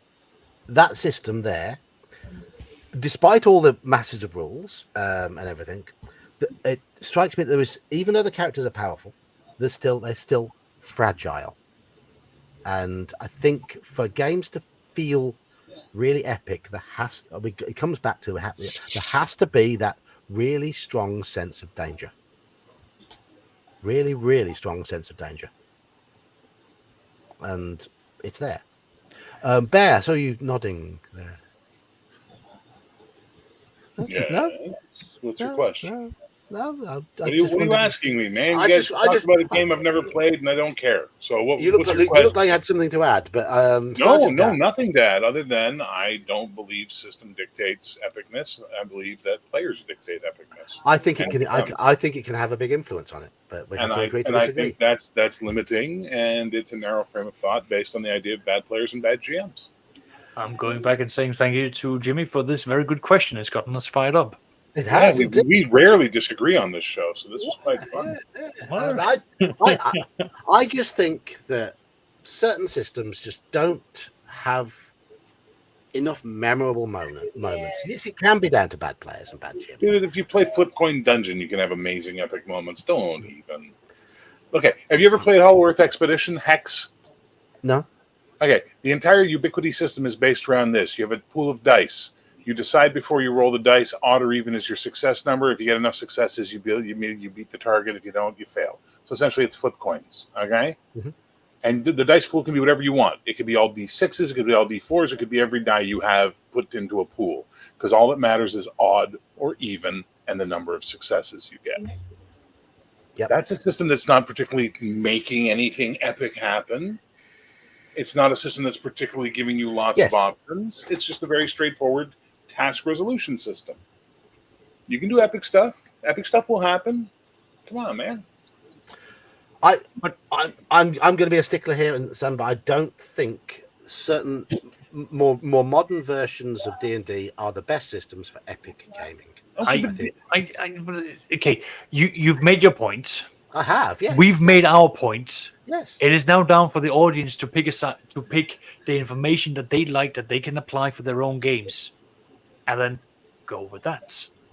And I wasn't aware there was a specific saving throw for Liquid Saxius. I know. Yes, Liquid Saxius is a whole thing that came up on one of my live streams. Oh right, okay. Do I need to ask? On? No, you do not. I'd like to ask.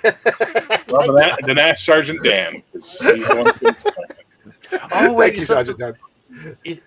Is that the one where I was asking if people had put like green slime in a fake magic potion? Let Sergeant Dan explain. Sure. I don't know. I seem to be coming up with more things than I know what to do with. Just need more character depths. Green slime in a fake potion is a great idea. I like that. Well, yeah, no, you just take a stone potion because they're not going to be burning through stones. Just cast a little bit of an enchantment on it. The players are not going to know. They're going to open and see, ooh, it's a green thing, and then gone is the tongue. And the slime starts spreading. How long does it take for the green slime to take action, though? That's what you really want to do. Is you want to make it a slow burn, so that they're slowly turning into a green slime as they continue through the several minutes. Several minutes where they're losing bits. Ask yourself, how often do you actually just swallow, without thinking? Just think about that. So you do it. Frequently. Exactly. And now you've got it. Throat, blah blah blah. Anyway, sorry, I'm getting off the track because I do like these ideas of just making players' lives hell. General Nut, I look forward to seeing you there. I think we all look forward to seeing you there. Yeah. Doc, we did this right at the start of the stream. Defining Hey. Senor Spielbergo arrives just when he means to. Absolutely. I'm just going to say, we're talking epic as in the sort of the colloquial meaning within the gaming terms, as in memorable. Mm-hmm. Memorable moments. Not necessarily lengthy, but memorable. And in your little text you gave me about it, you mentioned about using modules, pre-produced stuff. I know Bear doesn't use any pre-made stuff, but the rest of us do. Sean, what pre-written module has given you what you believe to be your favorite epic moment? There are a few. believe it or not, it's a little one that I actually just posted the review cap of. Is the Dimrak Dread has some memorable times. And the module itself is mid, but it has always worked out this way that the fight with the goblins has always turned out to be a nail biter. And when you go down to the second level of that module, there's a crypt with a white in it. That always turns out to be a bit of a nail biter as well. Given the levels of the characters, it's meant for levels 1 to 3. A white against level 1 characters. That's a the death sentence. So that one always jumps to the top because the scenario I told you earlier about the one person down to the mage, that was from the Dimrak Dread. She was fighting the Vokan, which was a goblin with spellcasting abilities. So yeah, that one jumps to mind. I mean, there's been some others, but that one I played a lot because it's one I can insert into most campaigns. So if I've got a fresh group, I'll usually seed it somewhere. So I played that a few times. Yeah. And say an epic moment from a fairly average adventure. Yeah, pretty much. I mean, it's just the way it works out, the way it's laid out. So Saxius was waving the red hand of doom at us. Yeah, so that's my initial answer, for the fantasy one, Red Hand of Doom. I mean, Bear knows about it. I've run it several times. I think it was designed with the intent of being an epic game with the whole build up towards, oh, you're just a bunch of adventures. Oh no, here's an army. Oh, no, here's all these other things. So it's not so much epic moments as an epic campaign. It is an epic campaign, and there are epic moments. There's even periods where, because I've adjusted the module to how I interpret the story, and there's a lot of things that you can throw at the players. Actually, there's so much that you can throw at the players, you cannot do it all at once, unless you're going to go down the route one of my groups did, which was to be completely amoral, borderline evil, just to check all the boxes, complete all the side quests, and ultimately just be told, "Thank you for saving the woods. Thank you for saving the kingdom. Please leave now because we don't want you around."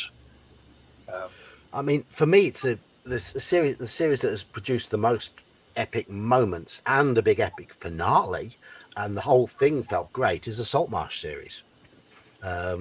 When Final Enemy finished, as the boat, they managed to just about get on to avoid the onrushing Saladin. I had the captain of the boat make a 3d6 intelligence check to take control and guide the boat in the right direction, and he rolled exactly equal to his intelligence. Nice. And that was a moment when the players were like waiting for the dice because the Saladin were closing in on the boat. But there's another moment in that series, a particular combat in that series, a particular going back to U1, the bit where they have to board the ship, and it can quickly descend into carnage. One of my groups managed to get on the ship in their entirety, but then it all kicked off, and the mage in the group had no spells left. He was first level. He had a dexterity bonus. He had an AC of 9, I believe. No spells left, and all he was carrying that could constitute as a weapon was an iron skillet, which I ruled he could do 1d4 damage with, but he'd have to suffer the non-proficiency penalty when using it. He got stuck in a one-on-one duel with one of the pirates. A mage with about 3 or 4 hit points, AC 9, doing 1d3 damage with a -5 to hit on a terrible attack table. Against a pirate with AC 6 or 7, wielding a long sword, doing a d8 damage, attacking as a 1-hit dice creature with 7 or 8 hit points. And going back to what Sean said about the dice, mage won. He rolled 3 consecutive hit rolls of 18 or higher. The pirate didn't roll anything above 8 or 9 to hit him. And the mage won that duel. And Yes, sections. I mean, that is definitely epic. That was very much of a moment for the character, and I can imagine that the players, sitting around the table would have been cheering on that player, Yes. to get him. So that's definitely one of the what we would call for epic. Um, I was just thinking, on the topic, if we were still on modules, I also have this one, which is called Purge the Unclean, again, Warhammer 40k, Mhm. where it is basically set up to be 3 independent stories that you can use as you see fit, or you can string them together. And I have on a multitude of times strung them together, and the players have found it to be fantastic because their impacts or their successes or failures from the initial module or from the initial mission going over to the next then carries weight, and it has an impact with their relationship with not only their other players but also with the one who rules over them. So that's another module that I have had a lot of positive feedback because the players feel that their actions have consequences, they Yes. have an impact, and again, it's Warhammer 40,000, and you're not playing as a godlike space marines. You're highly expendable. A good module will have seeds in it and setups in it that are likely to give rise to memorable moments. General not, but yeah, I mean, we are using the sort of the definition of epic here, as in things that people will remember, stories that you will tell about your gaming for years to come. That sort of thing. And I think there's one AD&D adventure which has a particular combat in it that, if it doesn't turn out to be an epic battle, a memorable battle, a lengthy battle with very high stakes, then the DM is getting it wrong, and that's that. I don't know how many of you have played it or Gauntlet. run Yeah. that one. Do you know the battle I'm talking about, Sean? Yeah. Well, I know, but I haven't. I have that one. I haven't read through it, but Yeah. you've talked about it many times. Yes, yeah, I have, because there is a moment in that where an attack is launched. I can guarantee the players, when that attack is launched, will be going, "Oh shit! Oh my god! Oh," because they realise what they're up against, and what the panic will ensue around the table. So how the hell do we deal with this? Is it an army of Karens who want to speak to their manager? Wrong. Yeah. Well, yes, yeah. I mean, hobgoblins are Karens, aren't they? So Not at all, but that's okay. it is. I mean, we're not going on the dictionary definition, Sergeant Dan. Thanks for the $5 again. But the dictionary definition of epic is sort of long and earth-shattering and extensive and all that sort of thing. But memorable is This would be an epic adventure because it's Yes. long. It's got a long framework, three modules, 60-page modules to complete it. That would technically qualify as epic, and it will have some memorably epic moments in the middle of it. And you will.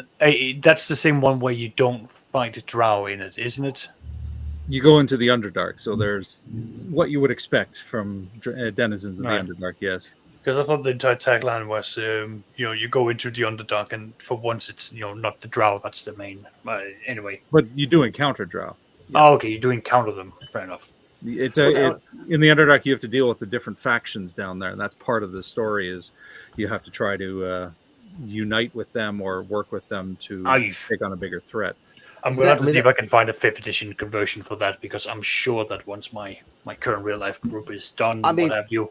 Mentioning drow, there is there's an obvious series of adventures. One of the oldest series of adventures, which has so many setups in it that all definitions of the term epic can be used to describe it, and that's the Giants and Drow series for AD&D. Against the Giants, yeah, because it is massive, it is involving. It will take a long time to play. You'll have some enormous, really threatening and difficult combats. There's in the hands of a good DM, it will be very, very involving, very, very difficult. And that comes to another point I want to make. to make a game feel epic,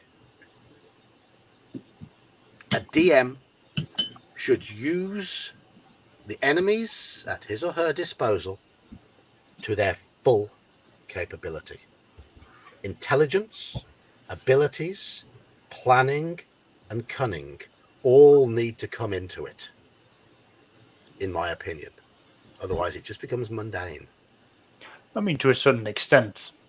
One of my real life, my second edition players enjoyed the fact that I didn't use goblins as tactical geniuses or anything of that form. I used them as, well, they breed like rabbits. They throw them. They don't have the concept of communion really, so they throw themselves at the enemy, wholeheartedly, to overwhelm them by numbers. That's how I ran them, and he thought that was, it was different because he was so used to running goblins with, setting traps, ambushes, and all of these other things. Where I thought, no, goblins, bring them out by the hundreds. Let the players, deal with the numbers. Yeah. It's definitely, but like if you want to go for the again more moderately, intelligent monsters, then absolutely, they shouldn't just be dumb hitboxes. No, I mean, the monsters are just, as you say, dumb hitboxes, bags of hit points. Then it makes a game tedious, not epic.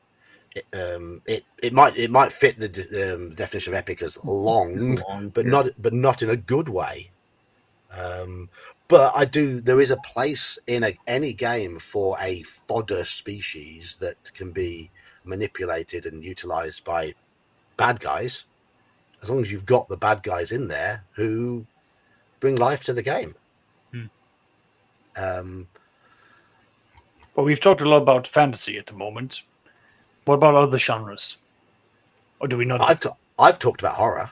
Yeah, so we've got horror, we've got fantasy. Let's dive into our favorite genre, sci-fi. I mean, the rules apply. The rules apply generally. Generally speaking, I do have to show. That was funny. Here. I've got an epic module here that it's not epic in itself, but what is epic is John's reaction of aversion to it. His favorite module of all time. Come on, John, give us an epic reaction. He is. It's horse shit. Because I buy an adventure, a module to inspire me. Yes, I don't mind deconstructing bits and bobs, but part of the point of it is to make my life a little easier, to give me ideas. I don't want to buy something that I feel I could make myself in an afternoon. Or just ask ChatGPT to throw out for you. Yes. Yes. We will make a convert of you yet. Right. So yeah, if you want to talk about sci-fi,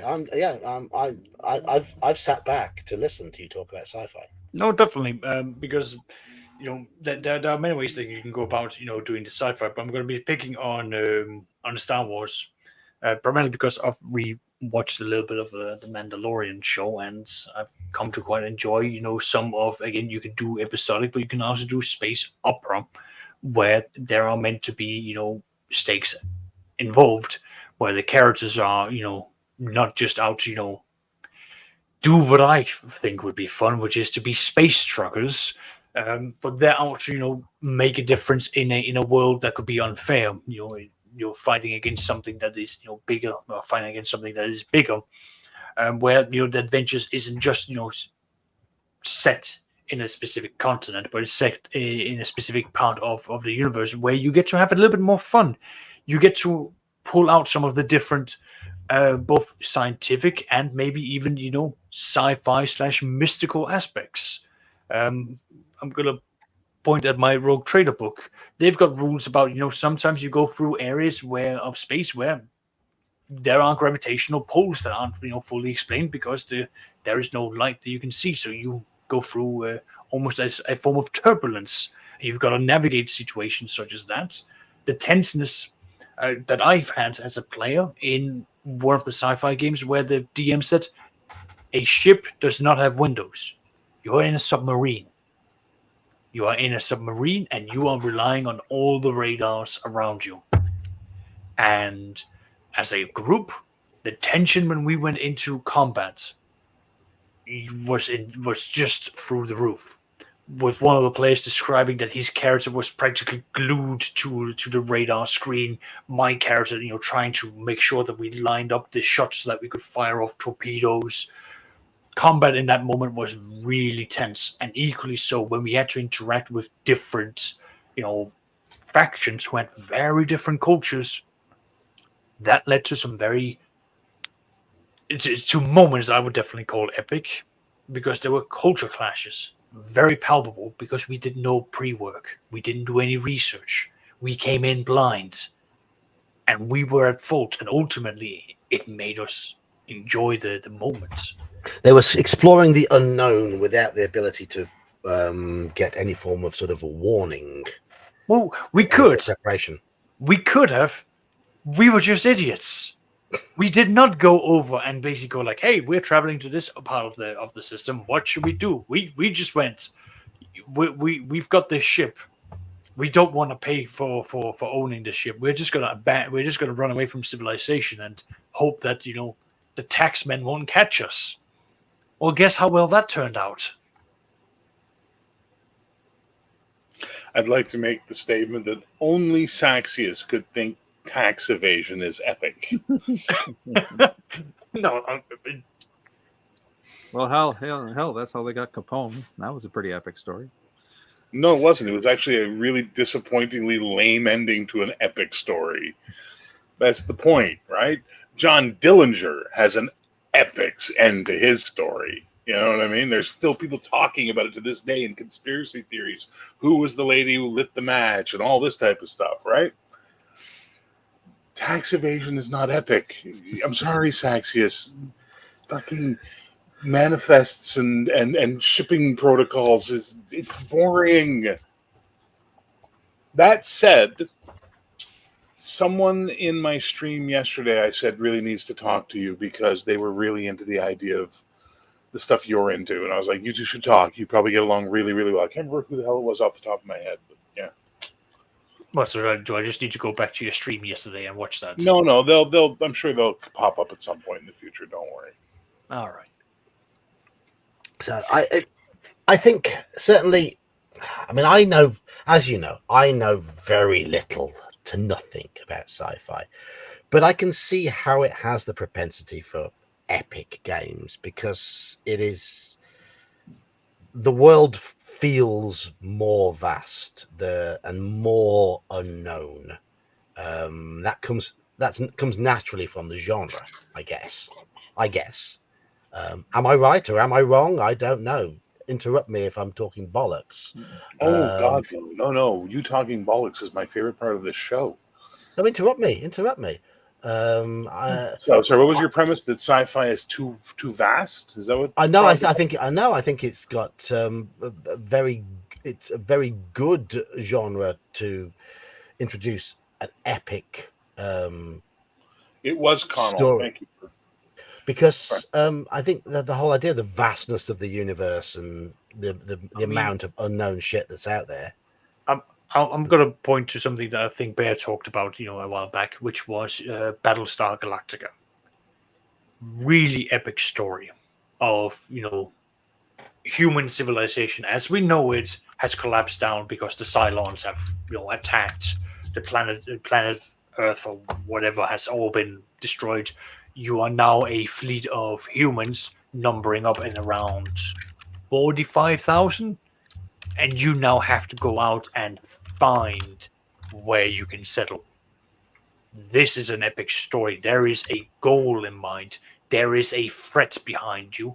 There is a multitude of my favorite aspects, which is logistics, and a number of other favorite aspects for other players about, the explorations, about negotiations, about, going down onto planets to see, can we live here? Does this work? Does it have the minerals that we need for this? There's going to be the subterfuge of other human factions because we, as a human, as a race, we are not very good at being unified, are we? No. We are when we have to. So now you've got 45,000 souls all crammed together, all with the objective of we have to survive. But the question then becomes how will we survive? How are we going to get there? What method of governance will we endure until we get there? And will that governance then proceed on? These are very good questions that can lead to some fantastic role-playing moments, to some fantastic story opportunities, and scenarios where the players can choose whether or not to insert themselves into the lives of, well, this into moments where decisions will impact lives. That is a very, very good sci-fi story. It is a very good sci-fi setup, and there's a lot of things that can be done from that. Just to steal liberally from Bear. Well, it's not liberally from me. You're just commenting on what Glenn Larson put in motion. Yeah. But that's true of any story, though. Like any story will have its stakes, its escalation, conflict. If you don't have that, you're never going to have an epic. So yeah, exactly. Regardless of the genre. Here's Saxy says epic conclusion. I'm afraid, Captain of the Space Tramp, you have failed to adhere to Chapter 43, subsection 12, which clearly states you must pay me 12.9% tax upon this. Haha, that's what you thought, but you're forgetting about subsection XYJ.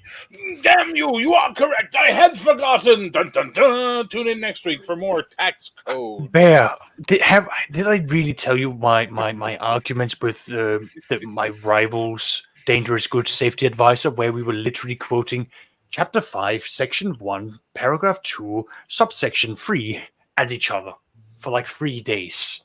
Dear God, that's so epic. I can't get any more erect. Oh. I know. Right. We maybe a wrong topic earlier for us to discuss, because actually it was a good topic for us to discuss how game systems can get in the way of things being epic, because we disagreed. So there we go. How about a game system that promotes epic gaming? Can you think of any game system or any specific game mechanics that really promote epic games and epic moments, really help? No, but the same logic applies. It comes down to the people playing it, not so much the system. Right? Sorry, man. Surely there's got to be a gaming system that has something in it that really promotes those moments. Though Cinnabar promotes epic gaming. Cinnabon. Onion bun. Saxious. Oh God, Jimmy. You just put in like my 40k RPG failing imperial taxes. I've already ran that campaign. Anyway, Godbound by Kevin Crawford is where you play as basically the gods have been destroyed. Their essence, of much like Birthright, just descended down onto the earth. It's been 1,000 years, and now the dormant powers of the gods have now manifested themselves. You are now an avatar of a god. You build your character, and your level 1 character in this game is the equivalent of a level 20 D&D character. From the get-go, you are there to build something. You and the other players are there to rise up, because the clock has started. It is Highlander time. There can only be one pantheon to rule over this planet. And you are fighting amongst the rest of the world to get to that top. From the very beginning. So I'm going to address Doom drivers as specific, because I think that would be fair to say my area of expertise. I was going to bring this up next. Yes. Yeah. Allow me to tell you the tale of completing the Secret Wars adventure, where this one player that we had, who was not a particularly great player, had managed to shove Doom out of the way and get the power of the Beyonder. The GM looked at him. He now has ultimate power. He can do anything he wants, and says, all the heroes are about to attack you. What do you do? And he stared at the GM like Malachi trying to make a decision in the middle of a combat for a good 3 or 4 minutes, before finally the GM says, dude, you got to do something or they're going to go. And he goes, I phase. to which everybody unleashed their electrical and energy powers, and which affect phase characters and took them the fuck out. The game does not promote epic. The game can facilitate epic. There is no game system, in my estimation, that promotes epic. It will always be a question of players and GMs and what they do. That is what makes things epic. Not game systems, not dice, choices, decisions, actions. That makes things epic. At least in my estimation. But again, I'm a dirty, filthy story gamer. I think the simplicity of the feat table and the karma in Marvel superheroes does facilitate epic moments because resolution is quick. You can boost your successes to fantastic levels at those moments where it really matters, which can really help to create those moments. Yes, but again, it's all up to what the player of course it is. to do in that moment. Of course it is. Yeah. But I do think the system. I think facilitating epicness is the right description. But I think the system does do it in a very good way because it's a genre that needs those sort of moments to succeed. I think. Epic the RPG now on Kickstarter. Yeah. There we go. Yeah, I mean, the superhero genre lives and dies by epic moments. No, it doesn't. I think it does. No, I think it does. The superhero genre lives and dies by heroic moments, by moments of heroism that turn out to be epic. They can sometimes turn out to be bloody mundane, but they're still heroic. No, I think it needs epic moments as well. I mean, the movies, blockbuster movies, will definitely try to force that epic. They try to make that escalation to crazy levels for sure. But no, I agree with Bear. I mean, you can get some fairly, I guess, mundane stories that are great and compelling. They're not necessarily epic. But in our definition of epic early on, it was about memorable was in there, and those stories can be very memorable. Okay, let me ask you a question. I was running a Marvel game for a buddy of mine one time. It was a lazy Saturday afternoon. Let's play some Marvel. He makes a character. And Skull Smasher, if you're on the Patreon, you know who that is. If you're backing Heroic, you know who that is literally walking through the city. He finds out that Skull Smasher is walking through the city and decides he's going to be Johnny on the spot hero and go stop him. Skull Smasher then proceeds to give him a few rounds warnings of, leave me alone, kid. I got places to be. I'm not here to fight you. Just let me pass. He does not. And then Skull Smasher, who grotesquely outclasses him, proceeds to beat the living tar paper out of him to the point that he falls on his knees in his last few health and grabs Skull Smasher's leg and says, please, can I be your sidekick? Memorable. Not epic. Not even heroic, but memorable. But memorable is a key component of epic moments. One spice in the mix, though. That is true. We've already discussed that. Yes, it has to be memorable, but it's also got to be something that is leading it to be epic for the person. It's not. It's just simple math. Memorable plus, personal equals epic. Sure. Okay. You found me out because I'm playing devil's advocate to try and stir up conversation.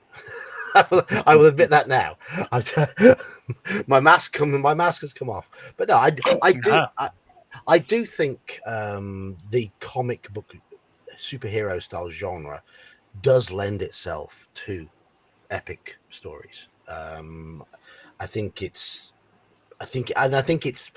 key to the success of a good superhero game. Yes, heroic moments and epic moments, because you want those big earth-shattering whiz-bangs in most superhero games at some point. Where's the earth-shattering kaboom? Hello, Cody. Maybe to also work on the point, I think Bear's made the point, in superhero games, ideally you should be playing as the superheroes. Yeah. Where you are heroic. What? I know it's a very radical position you have there, Bear. I mean, I'm very much in the camp of playing the super villains, but that that's also it comes with its own challenges, which is what the players are meant to be embracing. The limitations that the heroes have upon themselves in terms to be good. Overcoming the methods in which the villains try to be evil, playing against the code of the heroes. That can lead to moments of very good heroism, a good combination of player decision and teamwork can make those moments epic. Mhm. And heck, they for some people they can come out of a game and feel genuinely good for what they have done.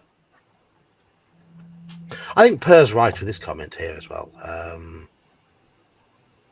Yeah, you need invested players who want to live those moments and who want to invest themselves in those moments and enhance those moments. It's after all, it's collaborative. It's the DM, as Bear said early on. The DM is a player at that table. The players are players by definition, and everyone is working together in theory to try and make the game enjoyable, fun, memorable, epic. Oh, Yeah, definitely. but I think if you shoot for fun, you'll trip over epic, which is the way you want it to happen. If Yeah. you shoot for epic, you may just get a damp squib. Yeah, of course. Yeah, that is true. That is very, very true. Well, it ties back to what I said. You can't necessarily manufacture it, and I mean, we talk about D&D. A lot of the D&D marketing for the modern games is aiming at all your adventures are going to be epic, and I think a lot of people get let down by that because they're expecting every session to be the height of heroic and amazing, and you have to have the ebb and flow. Yes, Just need to. you can't have continual big earth-shattering moments because they become mundane, they become boring. Which is why you need to put the characters through the ringer.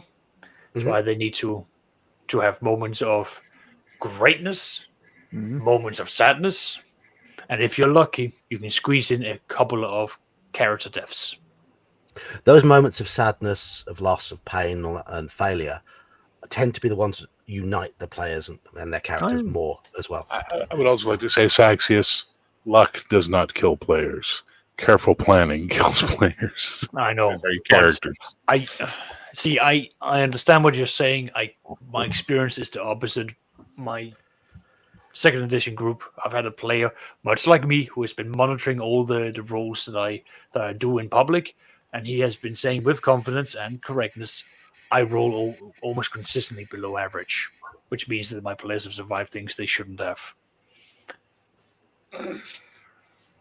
Either way, it's fun because I do try. The dice just get out of the way. Or they get in the way. Saxius, I mean, I didn't really want to bring this up on this stream. Oh God, no! Oh, here we go. It's going to be goblins and chicken hats, isn't it? It is. Was that game epic? I'll get a Well, drink. you answer that question. Yes. As a it matter of fact, was. is General Nut is still in the chat. General Nut, throw in. Did you enjoy the game, and did you consider it to be an epic campaign? It's certainly not by one definition of the word, but in terms of memorable and things we laugh about, enjoy at the time, very much so. Well, Very much so. let me ask you the question. You keep on bringing it up, so it Yeah, was I do, clearly yeah. memorable. Yes. Did you have moments in there where you would say it was epic? Yes. Yes. Definitely. Fantastic, and we've got General Nut saying that yes, it was epic. It had nothing to do with the rules, and to which we agree. Everything that was considered to be epic was purely because the players decided to take a facet and then go like, "We're now going to run with that." I ran and bounced away with the things that you guys had, and it was able to work that way. But it was also because that's from a very early start. It was agreed everyone's going to be playing goblins. It was going to be slightly chaotic. The chaos began creating an echo, which then reverberated. Because we were invested. Yes, as well. you were invested. You showed up with investments. You invested into the world. I didn't have to do too much world building from the goblins' perspective because, as players, yes, as you know, not just specifically as players, everyone played off each other. Yes. No one knew Yes. what was going to happen, but everyone took what the next person said and said yes, and it was a build on. No matter how insane it became, it was a build on, and everyone basically sat there and went, "We have now reached a pinnacle point where we can all imagine what this place is like. We all understand what the rules are, and we haven't said that much, and we all now agree that it is the most important thing for a goblin to have a job." That was all we really needed, but it set the tone, and It off did, you yeah. guys went. Yeah. Yeah. And yeah, I mean, it's the sort of game I will remember. And that's to do with everybody who was there. Everybody was invested, and we all laughed and Yes. enjoyed it. And we all put our heart and soul into playing those characters and laughing and making the game fun for everybody. No matter how much we were tormenting you, I'm sure you're enjoying it because you were laughing as well. So there you go. I very much was, and I love the fact that in one of the sessions you were to the point of where you had tears. Tears of laughter. Yes. Not to hear you tell the story, though, John. It sounds like you were crying in pain and anguish and had Stockholm Syndrome while you were running this game. No, I wasn't running the game. I was playing. Oh, you were playing. Sorry. Yeah. That's my apologies. Fair. You tormenting Saxius? High praise. Yeah. No, you definitely put me through the ringer. Yes. So That's yeah. not fun. Yeah. But yes, there were tears of laughter, genuine tears. I lost myself for about 15 minutes. I lost myself for about 15 minutes at one point. And it's due to having a very childish sense of humour. And No. oh yes. But hey ho, that's so. I think we can all agree player investment is vital. Yeah, but for so player investment is going to be coming from almost any facet of the game. If the Yes, players yes. invest themselves, at least from my perspective, if it is that positive feedback, that investment that comes from players, it bounces straight into me and I go like, oh boy, here's energy, and I put that straight back in. That feeds back into them, and it becomes this whole like back and forth. That generates some very engaging moments. It generates instances where the players will either lean across the table, stand up, or they will be sitting there going like, okay, we've got to huddle together. We want to have a conversation now. I mean, heck, I've been in moments where the players have said, Oscar, can you actually leave the room because we would like to scheme and we don't want you to be here. Good. Do it. Yep. Off you go. Yeah, no, I've been happy for that. I've gone out, I've had a drink, sat outside, waited 10, 15 minutes, I sent them a text, can I come back in now? Nope, okay, I'm going to go for a little walk. My Tuesday night Call of Cthulhu group have a WhatsApp group amongst the players that I'm not allowed to be a member of. Naturally. Yeah. Because, yeah, and I take that as a compliment. I take that as a compliment that they scheme and plot and discuss stuff in private. But I won't do anything to stop them. I'll lean into it. Into it. But hey ho, it's having that degree of investment where the players say they're looking forward to a game, can't wait till next week. All that sort of stuff that's what we as DMs want from a game. That's what gets us our juices going. But that's sort of mark that as red. I don't want somebody at my table who's just sitting there on their phone the whole time and not interested. No, but when they bring up that they really looking forward to the game next week, can't wait to play. Yeah. If the players tell you they're looking forward to the next game, if the players show up consistently to the game, whatever you're doing, something's going right.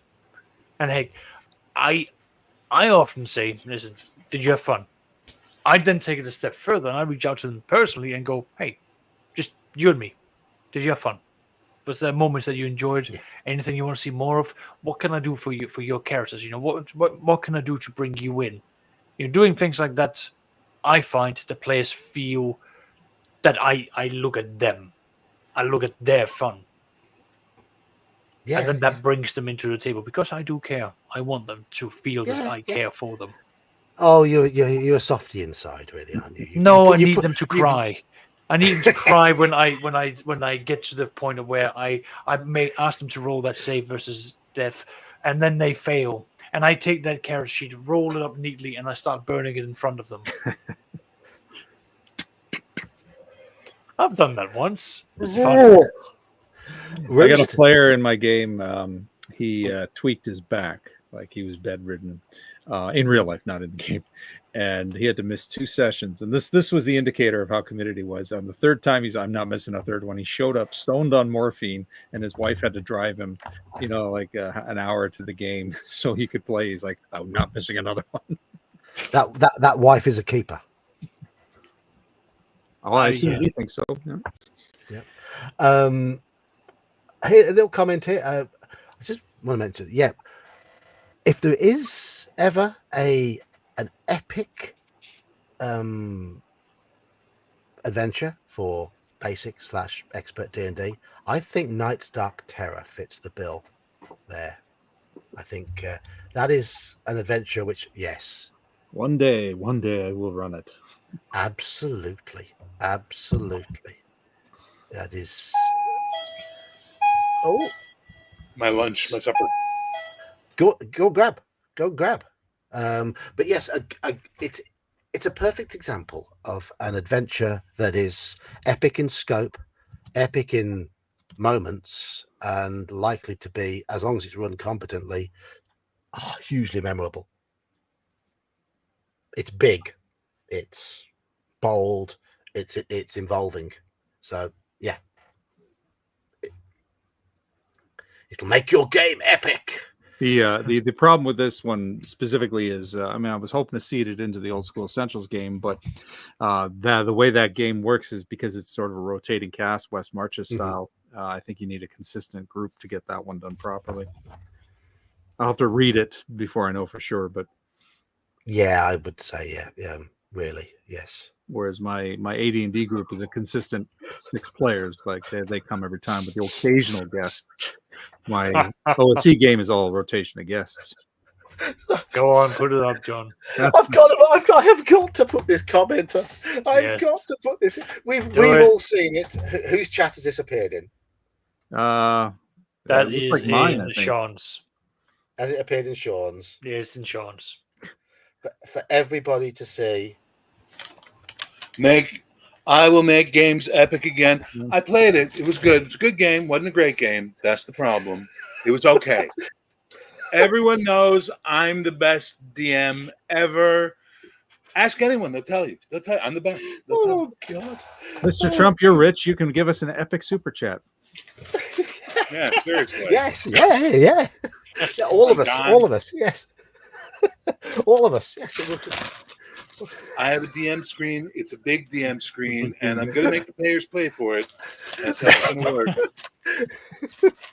Because they're not sending their best players. No, they're sending whiny little story gamers and LARPers. I think it is okay for us to be off topic now. Absolutely. Well, when a gift like this shows up, I have no idea who that is. You've got it. Whose channel is it? Oh, dear. It's on Sean's. It's on Sean's channel? No, yeah. Yes. So somebody has created an alt account, haven't they? Yes. I don't know who that's going to be, but I think that's that was. He came to the game. He was playing an elf. He touched the poison trap. Failed to save. He died like a loser. He started to cry. I said, "Don't cry, Blackleaf. You're dead. Don't cry. Just leave." Oh, dear. Oh, wow. I don't even know where to take it from here. Good grief. No, I don't. No, I don't know. I think we've exhausted the topic for what we can really bring in. I mean, we've discussed what we like from it, what we use, methods, Yes. I can't think of anything else. Yes. We've defined epic. We've talked about different genres. We've argued. We've agreed on some things. We've argued on others. We've decided that Bear is a dirty story gamer and Dirty, filthy. dirty, filthy. Yes, yes. We all know Saxius is evil. Daniel's quiet. I guess he's there, but listening. Yeah, I'm here, but I gotta do adulting stuff. So That's fine. That's That's fine. fair. making dinner and crap like that. Yeah, yeah. And to answer your question, King Eric, no, I can't do Trudeau because I have a masculine voice. Oh, Bear, I must say, you do a great Trump impression. That was Thank you. good. Yeah. I think my Jesse Ventura is better, and I think my Sean Connery is tits on toast, but I'm working on my Trump. But no, you did really good with that. I won't say what side I will vote on, but I think you nailed you pretty much nailed it. It was, Thank you. I was giggling like a schoolgirl. It was pretty funny. Oh, well, there you go. You heard it here first, folks. I made him giggle like a schoolgirl. And It's all. Oh my god. and we know, of course, on Friday nights Yes. he becomes a schoolgirl. I do. She's a Come on. senior this year, though. So. Oh, okay, okay, okay. We're still doing that joke, huh? Yeah, yeah. The jokes get better with time. Do you want me to put do your ones? Your one's still there. Yeah, it's absolutely hilarious. I love it. Don't ever change it, please. Oh, Jimmy Invictus has requested your Connery. I'm sorry, what? Jimmy Invictus has requested your Connery. I'm sorry, sir. I don't do requests. It has to be in the moment. Otherwise, it feels forced. Stick around, Jimmy. You'll see me do it sometime. I promise you will. I do it all the time. It's just I have to feel the moment. Otherwise, I feel very forced. I know. I completely understand that. Oh, James, I want to hear your manly voice, James Bear. James. A mouthful of food. What am I hearing? Russian money penny. You keep talking like that, I'll take you out backside and I'll show you what Scotland's all about. Oh my God, that's awesome. Tomorrow we sail into history. Bunch of gifted memberships. Who got them? Thank you, Paul. Thank you. Straw Piglet, Ironcaster, me, Richard Yay! the Caller, and Jerry Williams got membership. Congratulations, guys. Thank you, Paul Morgan. I am gonna done. make a request now. Should there be anybody else out there who is thinking about pinging across memberships and super chats and that sort of thing and asking us questions through them, there are two fine gentlemen beside me who have channels who would like to share the love. So I'm sure they would. She's got one too. No. He's not monetized. I'll keep it that way. I don't want to make money off this. So It's going to there be are two trash gentlemen- content. I don't want to be greedy, so just share it with those fine gentlemen beside me. For those of you who follow the show and like Onion Buns Bumble Stump, for members only, I have posted his character sheet in the community section. Oh yes, yes, Nice. yes. He's got a decent set of stats. He's got that 16 for Dex, yeah. That's what an archer halfling would want. Yeah, he's got a. What's his intelligence? His intelligence or wisdom that's about 7 or 8. The intelligence is 7, yeah. Yeah. And he plays it like him as well. He plays it right. Plays him right. So Bear, do you have a puppet version of yourself that can cameo on my show? Not one you can put on YouTube. yes. Yeah, ignore my channel. Don't subscribe to me. Leave me alone. I just like to sleep. Oh, okay. Well, I'm stepping in then. Oh, God, can we stop? Guys, okay, look, I love it. Thank you. I appreciate the support. I appreciate all that. But I hate self-promotion. That's okay. I like promoting others. Well, then you promote me away as you feel fit, sir. There While I we enjoy go. my delicious Caesar wrap. Enjoy. Straw Piglet, I believe it was Paul Morgan. So yes, support these fine gentlemen's channels. I am very grateful for the support that's come in tonight. I would love to see some of the love get spread around. So, any questions for us, chat? Any questions for us? Because we have hammered this epic topic. As I say, we've argued and agreed on some things and come up with our ideas. I mean, I think the key point to take from it is, in order to make your game epic, to make epic memorable moments, get your players invested. Get your players invested in the campaign. Do so through memorable moments.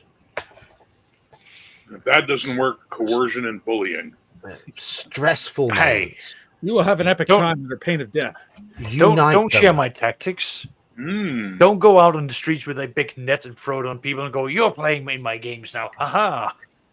Everyone else is Meaningful playing. villains. Meaningful villains with personalities. That I agree. Mm-hmm. Or even more Definitely. fun, like-minded supposed allies who become antagonists because their point of view is just slightly off, and you have to fight friends. Oh, yes. Yes. General Nut disagrees. You're welcome, Jimmy. We were happy to provide the entertainment, sir. So how do each of us invest our players? I described earlier on how I'm running Horror on the Orient Express. There's a certain villain in it who's a bit of a bit part player in the campaign for the majority of it as written. I've brought him to the fore because I think having him lurking there, watching over their shoulders,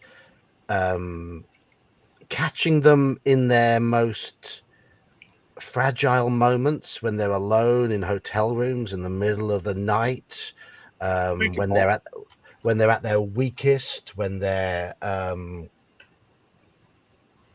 when they don't have their friends, guns, anything like that to hand, have him lord over them, make it obvious that he is thoroughly repulsive, but also very powerful and very much a key part of their destinies, has made him a villain who they revile, but as players they want to see him in the game, and that's been my most recent technique. Sean likes to let the dice. Sean very much goes with the dice. From what I've seen of his games, he's very good at taking random encounters and making them feel organic in the world, and I think that is a key aspect. Sax just brought up the idea of the keep the nuts and bolts of the campaign more mundane, and when the epic moments happen, they stand out much more. And Bear's just a dirty story gamer. I am just a dirty story gamer. But here's something I learned, and it's thanks to John. Introduce an epic villain, torture your players with him, make it very, very creepy, then create a channel and never shut the fuck up about him, and say his name at least 30 times a stream, and that will be epic. Paul Morgan bought some more memberships for me and for my channel and Bears. So we You got some on mine? Yep. Yeah, he did. Yes, Paul Morgan's been very, very generous. Oh shit! Wayne Barak, Cole Van Soak, hey Bruce Lombardo, Boss Bully Boy, and someone named Miss Vicky. Oh, cool. What'd you get? What happened on your channel? The Roost, Dungeon Minister, Victor Gibson, Knickknack 95, and Lulu UK, aka Andy. See, I've heard of all of yours except for one. I've heard of all of John's. All the ones I got, never heard of these people. It's so weird. Thank you very much, Paul. It's very very appreciated. Sharing love, something we do. I used to share love when I was in Vietnam. I was a Navy SEAL, and then I became the governor of Minnesota. I don't know if you know about that or not, John. When I was in the Baja, we played Dungeons and Dragons. I invented it, actually. It was a game we played in Vietnam to confuse the Viet Cong by throwing dice at them. And whatever number hit them, we told them that many of them had to lay down, and then we shot them. It was a great time.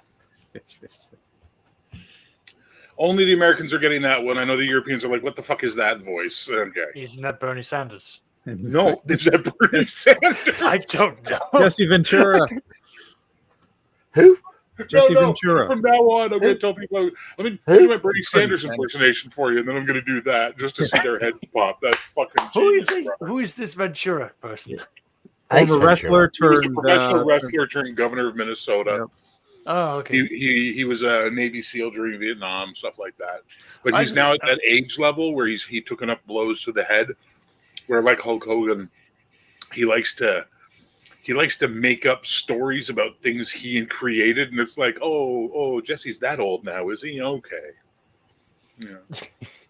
He used to say outrageous things like he'd invented the question mark.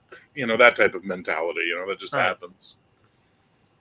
He was a Predator. Oh, No, he was in Predator. In Predator. He was in Predator. He was the guy with the minigun. I ain't got time to bleed. Right. I'm a goddamn sexual tyrannosaur. This stuff will turn you into a sexual tyrannosaurus, just like me. Bunch of slack-jawed faggots around here. That's an 80s line if I ever heard one in a film. You know what I mean? You haven't seen Predator, there's one worth watching. Absolutely. John, Mr. I Hate Sci-Fi, watch Predator. It's a monster movie, John. It's not a horror. It's not a sci-fi film. I mean, the monster's from space, but it's still at its heart a monster. I'm aware of the film. Okay, no one likes a braggart. I'm aware. I haven't seen it. I don't watch very many films. Well, I've got you captive for a week. You'll be watching a lot of movies. I've had requests to make you sit through and watch Firefly. Oh, wow. Wow. Dead silence. I was thinking, like, should I ask, like, how much is the minimum for these? I mean, I'll happily sit and watch films. Are we just going to sit and get drunk and watch films for? No, I think our docket's pretty full. If you want to see Niagara Falls and the CN Tower at some point, Niagara Falls is a bit of a hike. Yeah, Niagara Falls is a bit of a hike. Well, 2 hours from here, John, it's 2 hours from Toronto, and then they let you out about an hour from the falls by foot. You got to cross a lot of terrain to get to where the falls are. Most of it parking lots. Yeah, actually, that's not true anymore. That was once upon a time true. But... I know. But it's funnier if you don't tell them the truth, man. Jesus. Yeah, I'm fine with walking. I don't have a problem. I've got weight to lose. I'm sure I will have calories to burn off when I'm there because I intend to eat. Good. One of the things How I many like when types of poutine will he try while he's here is the question. I can't have it because it's got cheese. Oh, that's right. You can't do cheese. Oh. How many maple syrup cookies will he eat? Okay. Quite a few. Do you have beaver tails in Toronto? There are places that sell them. I don't know. I'd have to look them up. It's not something. Definitely take them for a beaver tail. Yep. What's a beaver tail? You'll see. Just go with the flow, John. Go with it, man. Don't ask questions. I fully intend to. If you're given food, just eat. Yeah. As long as it hasn't got milk Dairy. products in it, I'll be fine. Yeah, so there you go. No, that's their problem. We have a high standard for our dairy, so maybe you can take it. I don't know what the standard in the UK is. It might be the chemicals you're reacting to. It's the sugars in it. So you can't get sugar? It's lactose. That's an acid, not a sugar. Lactose is sugar. Fucking with you, dude. Sugar. I'm trying to get you to try some shit while you're at Sean's. Yeah, I am gonna try. So I'm gonna try things as much as I can. I mean, that's one thing I like about going to different countries is to try things. I mean, when we got married in Mauritius, and while my wife made a point of eating the most familiar things she could find, because that's what she likes. I sought out the most obscure things. They weren't Mauritian delicacies, but they were opportunities to try things I would never eat anywhere else. Wild boar pie was particularly good. Brian Beaver means the same thing here. Don't worry. When I get to Niagara Falls, I could recreate the scene from Superman. You don't want to do that. No. I know that scene. Yes. Are you gonna take him? Are you gonna do the Maid of the Mist? Well, we'll see if it's going. Sometimes they don't, because it'll be October. So. If it is going, you gonna take him down? Yeah, I mean, you're making a trip to Canada. You might as well do the Maid of the Mist if they're running. Yeah. That's the boat, isn't it? That's the boat. Yeah. But I want you to remember one thing: you got to show him the American Falls, not letting him turn his head to the right. Just go, look, Niagara Falls, the American side, and you'll go, yeah, that looks like a waterfall.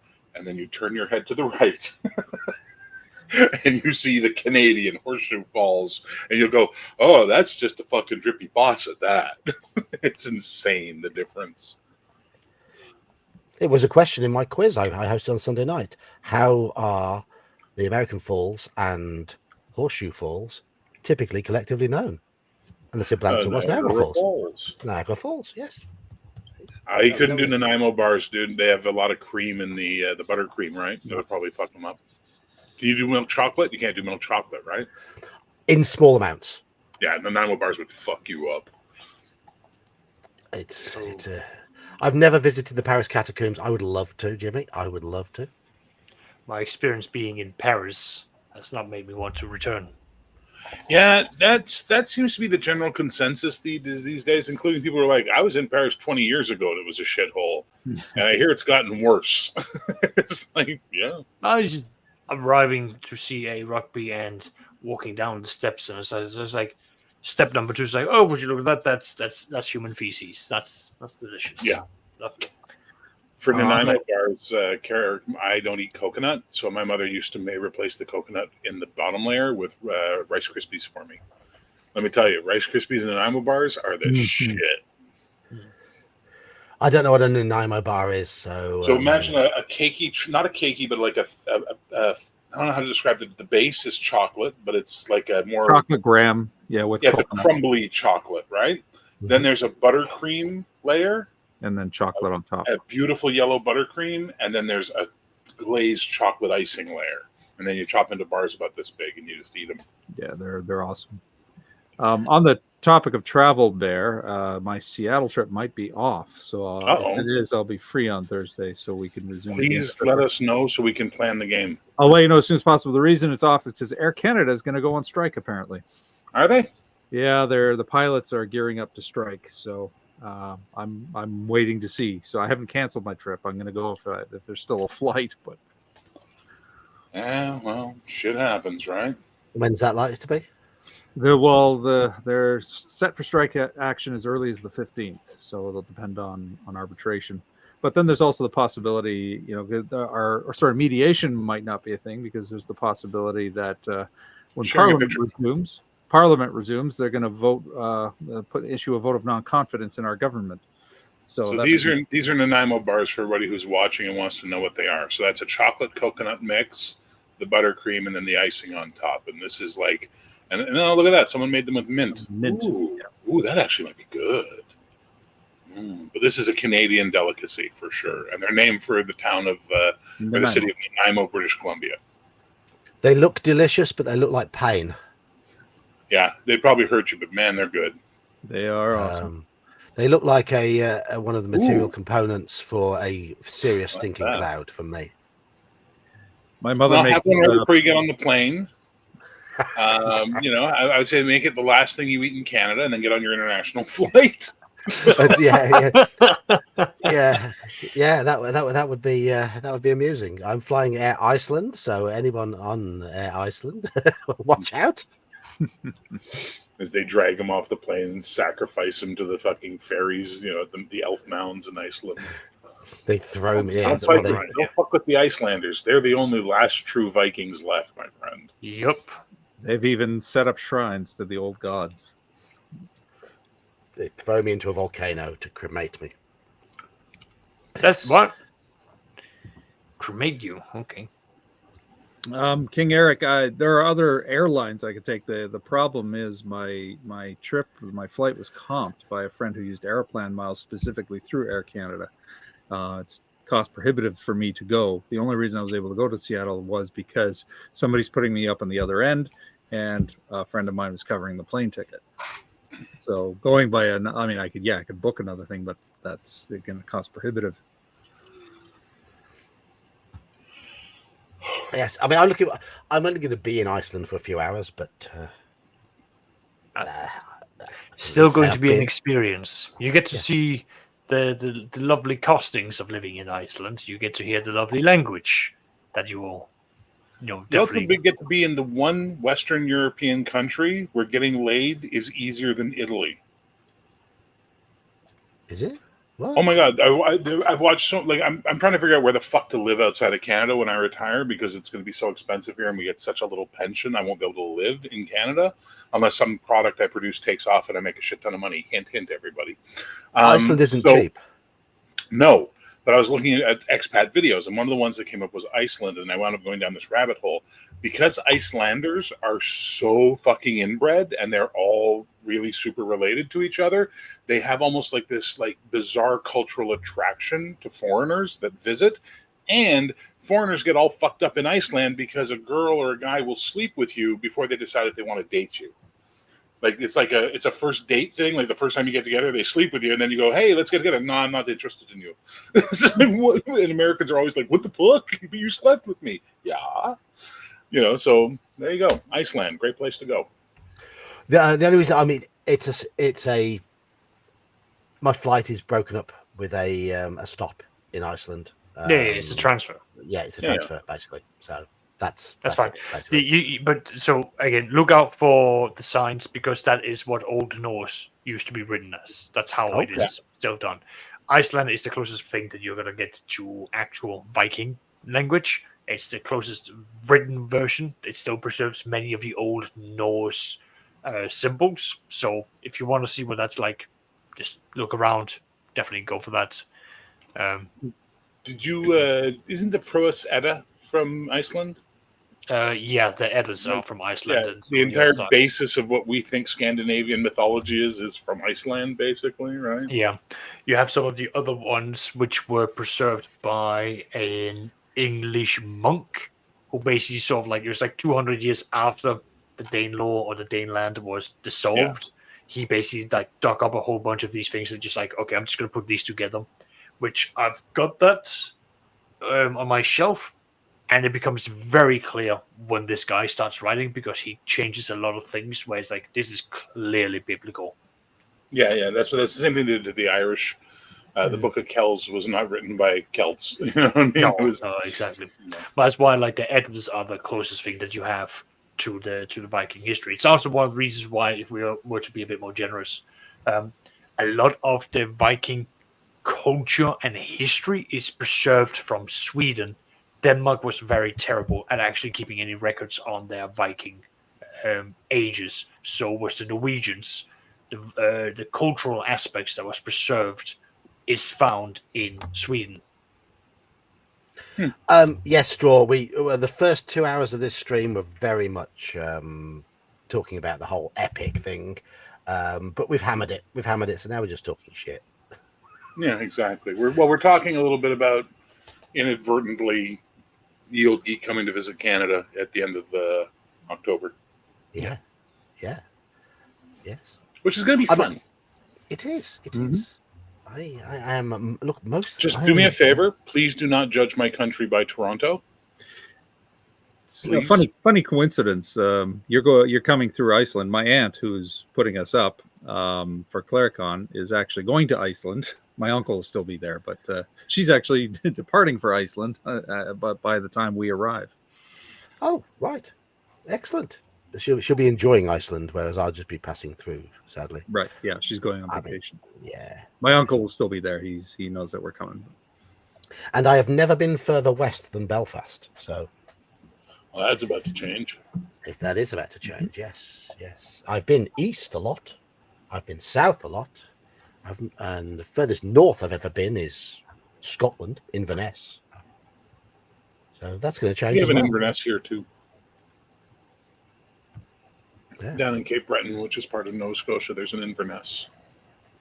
It's quite nice. I'm sure yours is more impressive, but you know. Ours is the Inverness, the Yes. original. Yeah. Whoop-de shit. I mean, yeah. Yeah, Inverness is nice. Inverness is a nice city. Went there for a wedding 25 years ago. Oh, No one was alive then. no. But yeah, I like Inverness. I like Scotland. Full stop. I think it's a lovely country. There you go. Oh yeah, we've all been to the Ghost Tower of Inverness, yes, which sadly had no Mad Scotsman in it, which was a really disappointing. Really disappointing. They should have. I used to listen to CBC radio at night, and they would do these really great plays where they would read classic stories or what have you, like radio dramas. And they did the Ghost Tower of Inverness one night. And I thought, that was such a great story. And then I get to Montreal and I'm learning D&D, and I pick up the module and I'm like, ooh. And then I read it and I'm like, oh, no, this is not at all that story. Fuck this. No. No. I mean, it's a bit. I think it's slightly unfortunately named module because it's not.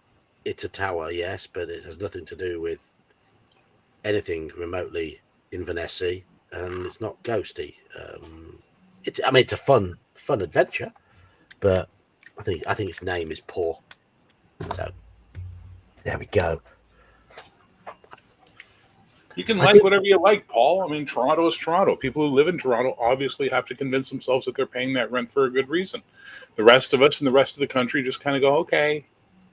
I mean, there are some people somewhere who like London, and they can be wrong as well. So imagine judging the UK by London. That would be the mistake of judging Canada by Toronto. Yeah. Because London is very different to the rest of the UK. Very, very different. Yeah. Now, there's parts of Ontario I absolutely love. There are places in Ontario that I think are just the cat's ass. They're really great little towns or great villages or areas. They're really beautiful. But Toronto, no. I've had fun in Toronto. I have friends in Toronto. I enjoy Toronto when I go there, but I would never want to live there. Same with me in London. I mean, I've been there for visits. I've had some good days out, some good nights out there.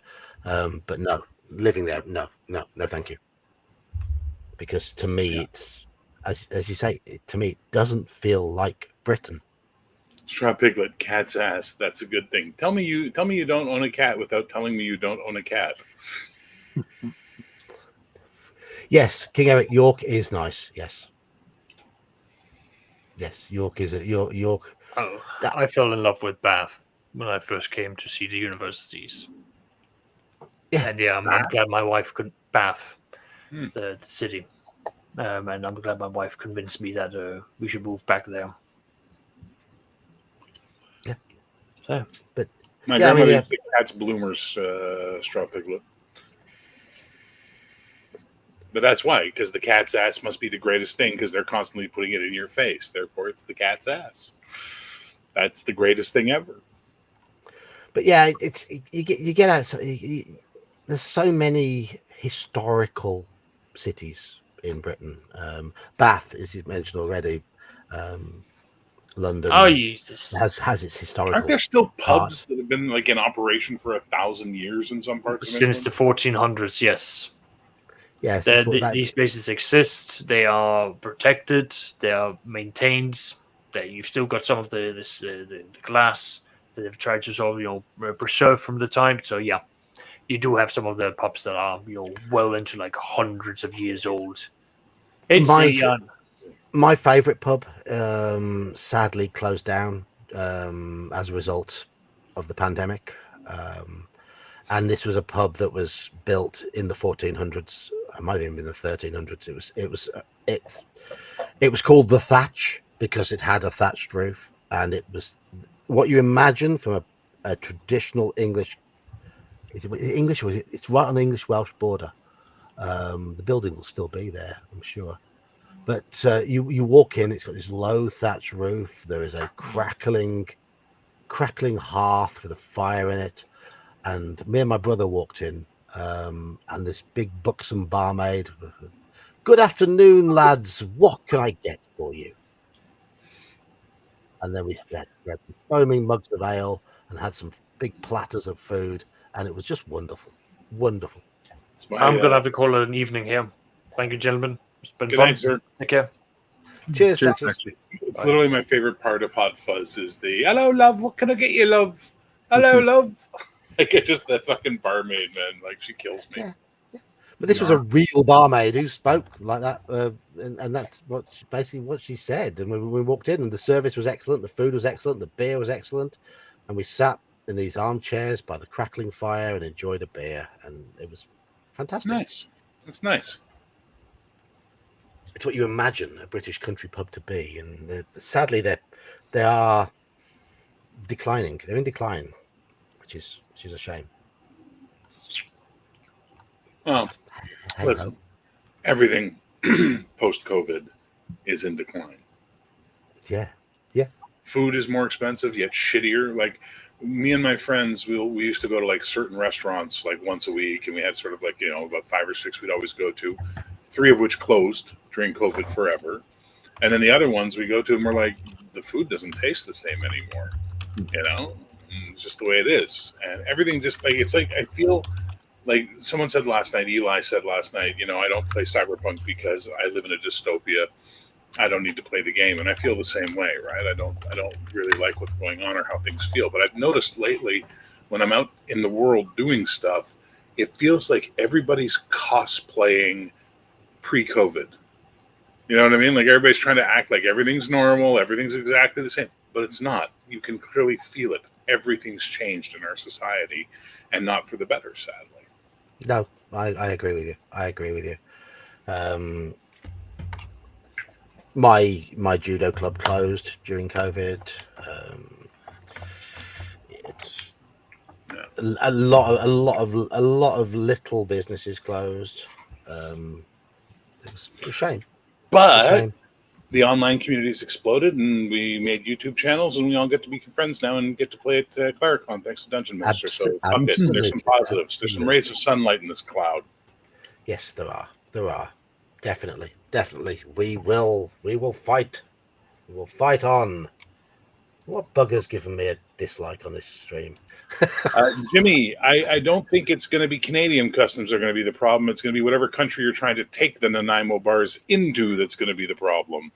My advice to you, find a vacuum sealer, get them vacuum sealed, and make it look like it's a commercial product you purchased as opposed to someone's recipe off their cabinet. Yes. So I'm going to put out a little request here. Share the love. Give thumbs up to the simulcasted streams on Bears and Mages channels. Share that love out, because these fine gentlemen have given their time tonight for this chatter that is now rambling on, and we're talking nonsense. Listen, let me say something. All right, I'm going to be the American for a second. Let me say something. I just want to say this. Your show, your channel is one of the few I consistently make the effort to be on. Thank you. The reason being, talking about role-playing. Yes, you talk about that filthy, dirty D&D game that I can't stand so much with the fiery passion of 1,000 Suns, but you still talk about role-playing. A lot of the other channels I sometimes show up on panels for, we might talk about role-playing for 5 minutes, and then it's going to degenerate into politics and conspiracy theories and everything else under the sun, right? You still talk about role-playing consistently. So it's thank you. Thank you for keeping this community going. Thank you very much, sir. So everybody watching on my channel, on my stream, if you haven't come over to John's channel yet, links in the show description, come over and subscribe. He deserves it. He more than deserves. He's earned your subscription. Thank you, Bear. Right, let's talk about games we've got coming up. Ooh, I've got a Buffy the Vampire Slayer game set in the Old West. That's going to be a lot of fun. I'm eventually going to get around to doing my Conan style Conan versus Cthulhu game.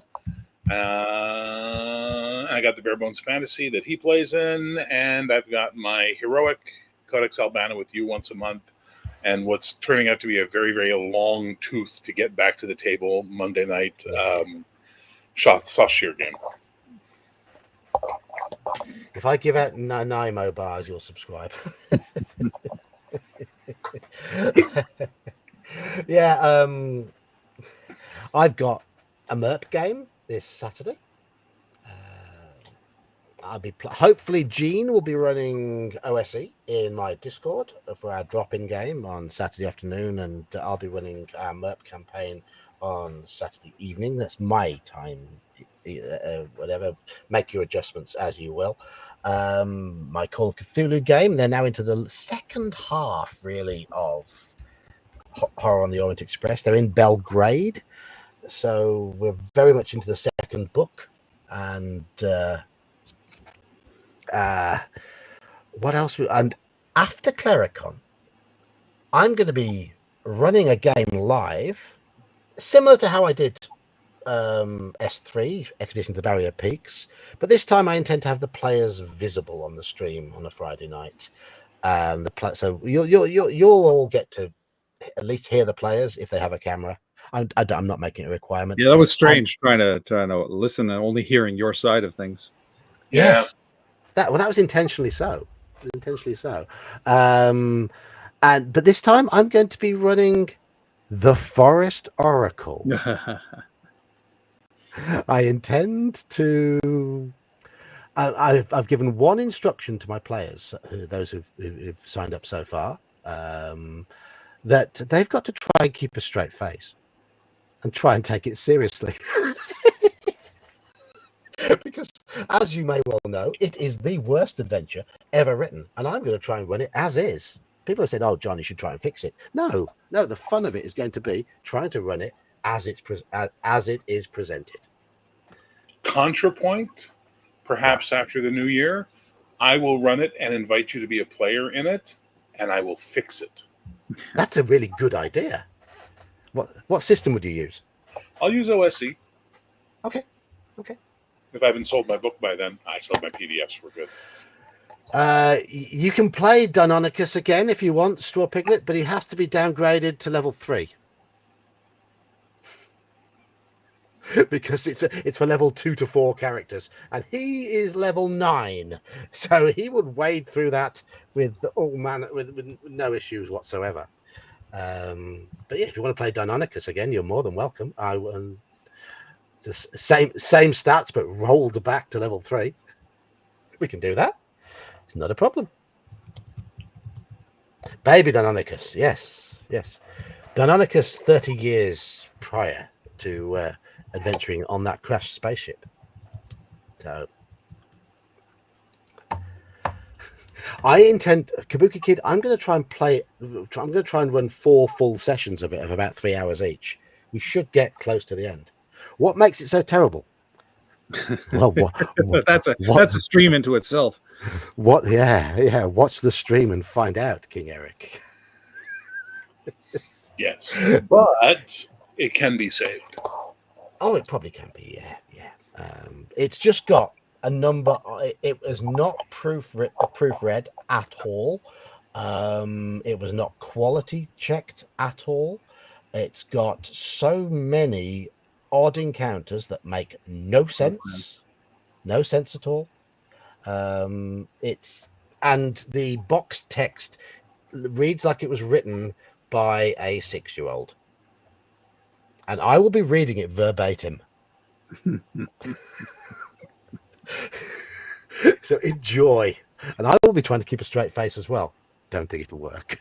I will probably lose it a few times. Practice before you stream reading the box text. Yeah. You'll get used to it. They are neither drinking nor laughing nor Morris dancing as they walk. They do not look like jugglers or town guards or They do not look like whores, even. I love the excessive detail on what they don't look like. Yeah. It's just that is the worst piece of box text. It's for fun, Straw. It's for fun. Yeah. So yeah, yes, yeah, exactly. If you have good players, it can be fun, and I think it will be fun. But it's going to be fun at the adventure's expense as well. I'm afraid. Well, he's Father Iron already acknowledged it, and also don't forget, guys, we're far enough out. There's also WestJet, which is another Canadian airline that may have flights that can get you there. So, if the Air Canada strike goes on too long, we also have WestJet. Mhm. Yeah, Who are King usually Eric, cheaper and better, by the way. yeah, King Eric. It was a module published for AD&D in 1983, 84, around then. But when I ran Expedition to the Barrier Peaks, the characters were AD&D, spells, magic items are all AD&D, but I did use a lot of rules, simplified combat rules that you would find in BX/OSE, because it makes the game run a little more smoothly for a stream. So I have to explain Morris dancing to you.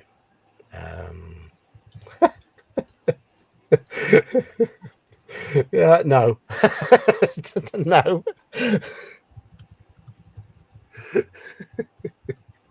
I'm also planning on running at some point. I'll run some of Castle Greyhawk, WG7, Ooh.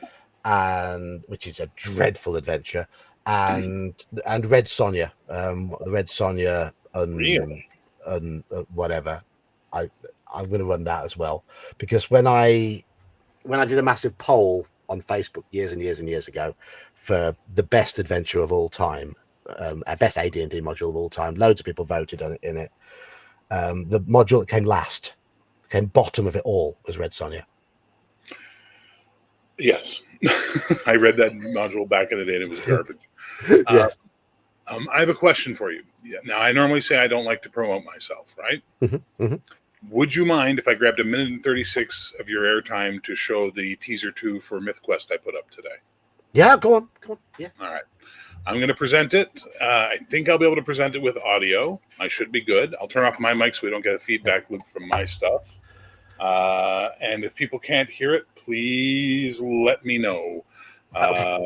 So here we go. I'm sharing. You pop it up when you got it. Okay. Kabuki, I can't really demonstrate. Morris Sadly. dancing. Morris dancing. I don't have any bells. I don't have any handkerchiefs to hand. And me stomping around up here in my clumsy, heavy-footed manner would get my wife up here shouting and screaming at me. So there you go.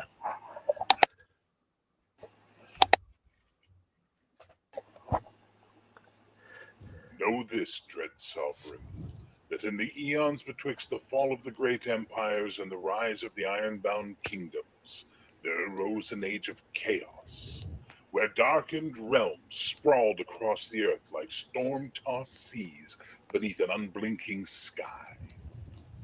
Oh, for a muse of steel that might rise to ascend the heights of forgotten ages, with kings to stride and warlords to carve their glory upon the land. Then would the mighty, in their wrath, seize the reins of power, and at their sides, unleashed like ravenous beasts, would blade and flame heed the call and revel in ruin. Come and hear the tales of adventure and steel.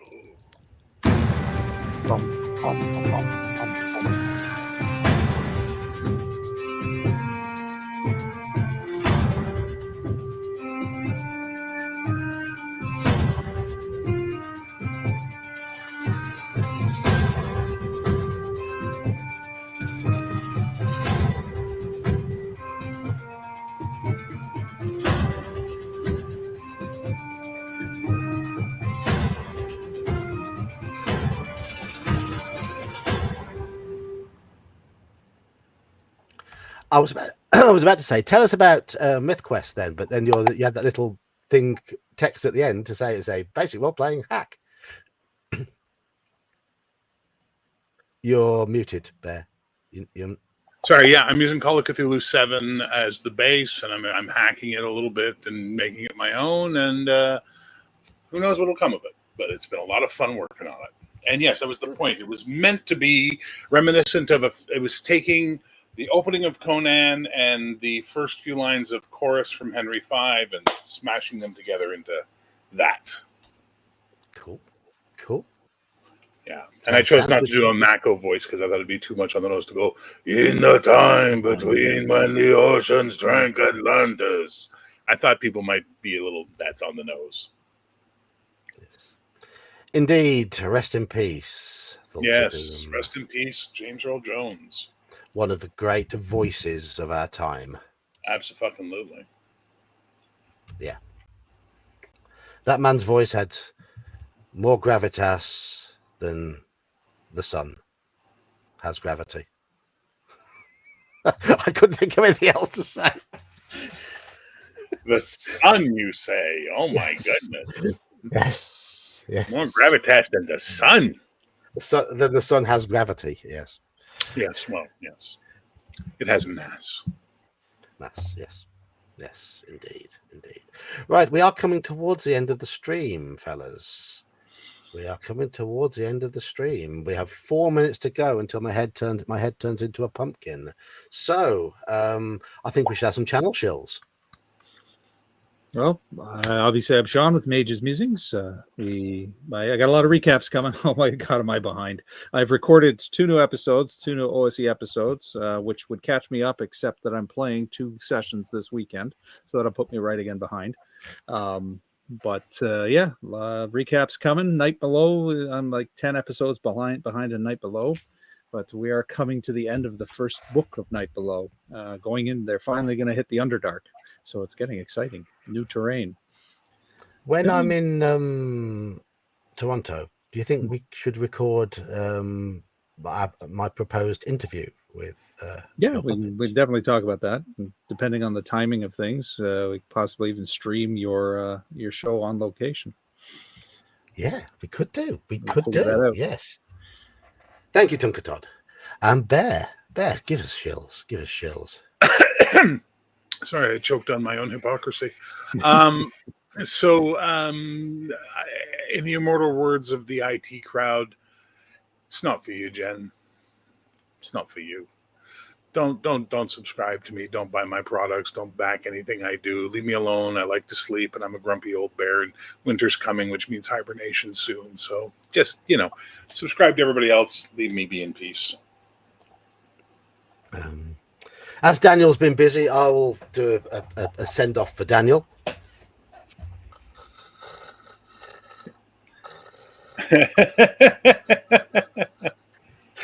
Burns whiskey.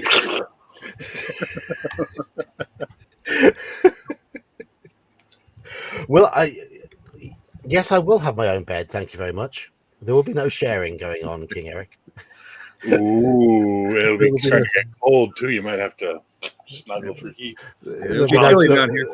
Call Big Spoon. Call Big Spoon now. There'll be no top and tailing. No. But no, I've got. You're not allergic to cats, are you? No. Okay. I'm fine There's with a cat cats. in the house. He doesn't spend a lot of time down here, but there is a cat in the house. I'm fine with cats. I'm fine with all pets. No issues. I know what I'm looking forward to most, other than the con itself, is if we can all go out for dinner and a couple of drinks on Saturday night. Yes. Yeah, I mean, what time the game's meant to finish on the Saturday? About 10-ish? No. No, they go past midnight. Everything's open till 2 a.m. here, man. Oh, okay. All right, okay. We'll be able to find a place to get some food and some booze. Don't worry. It's Canada. Even Ontario. Okay. Good. Big greasy burger. Oh, we can find that for you easily. There will also be a dinner break at Claricon too. So that's fair. Yes. Are they good burgers in Canada? We have the best beef in the world, sir. Our beef is top shelf. Good. Good. And I on don't know that what note, beef in the UK is like, but in the States, whenever you taste beef, whenever I eat beef in the States, I'm like, what's that flavor? Oh yeah, antibiotics. Oh, interesting. There's a place that I really like. It's called The Works. They have a location probably about a 15-minute drive from here. I'll take you there. They have their own homegrown elk patties, which are amazing. oh, lovely. Really? I've never. I might be down to try that. Elk. Yeah, I would certainly, yes. I mean, yeah, why not? Yeah, our beef is quite good. Except for that mad cow run you had in the 90s. How now, Matt Cow? Yeah. But our beef is pretty good. A nice bit of Aberdeen Angus. But hey ho.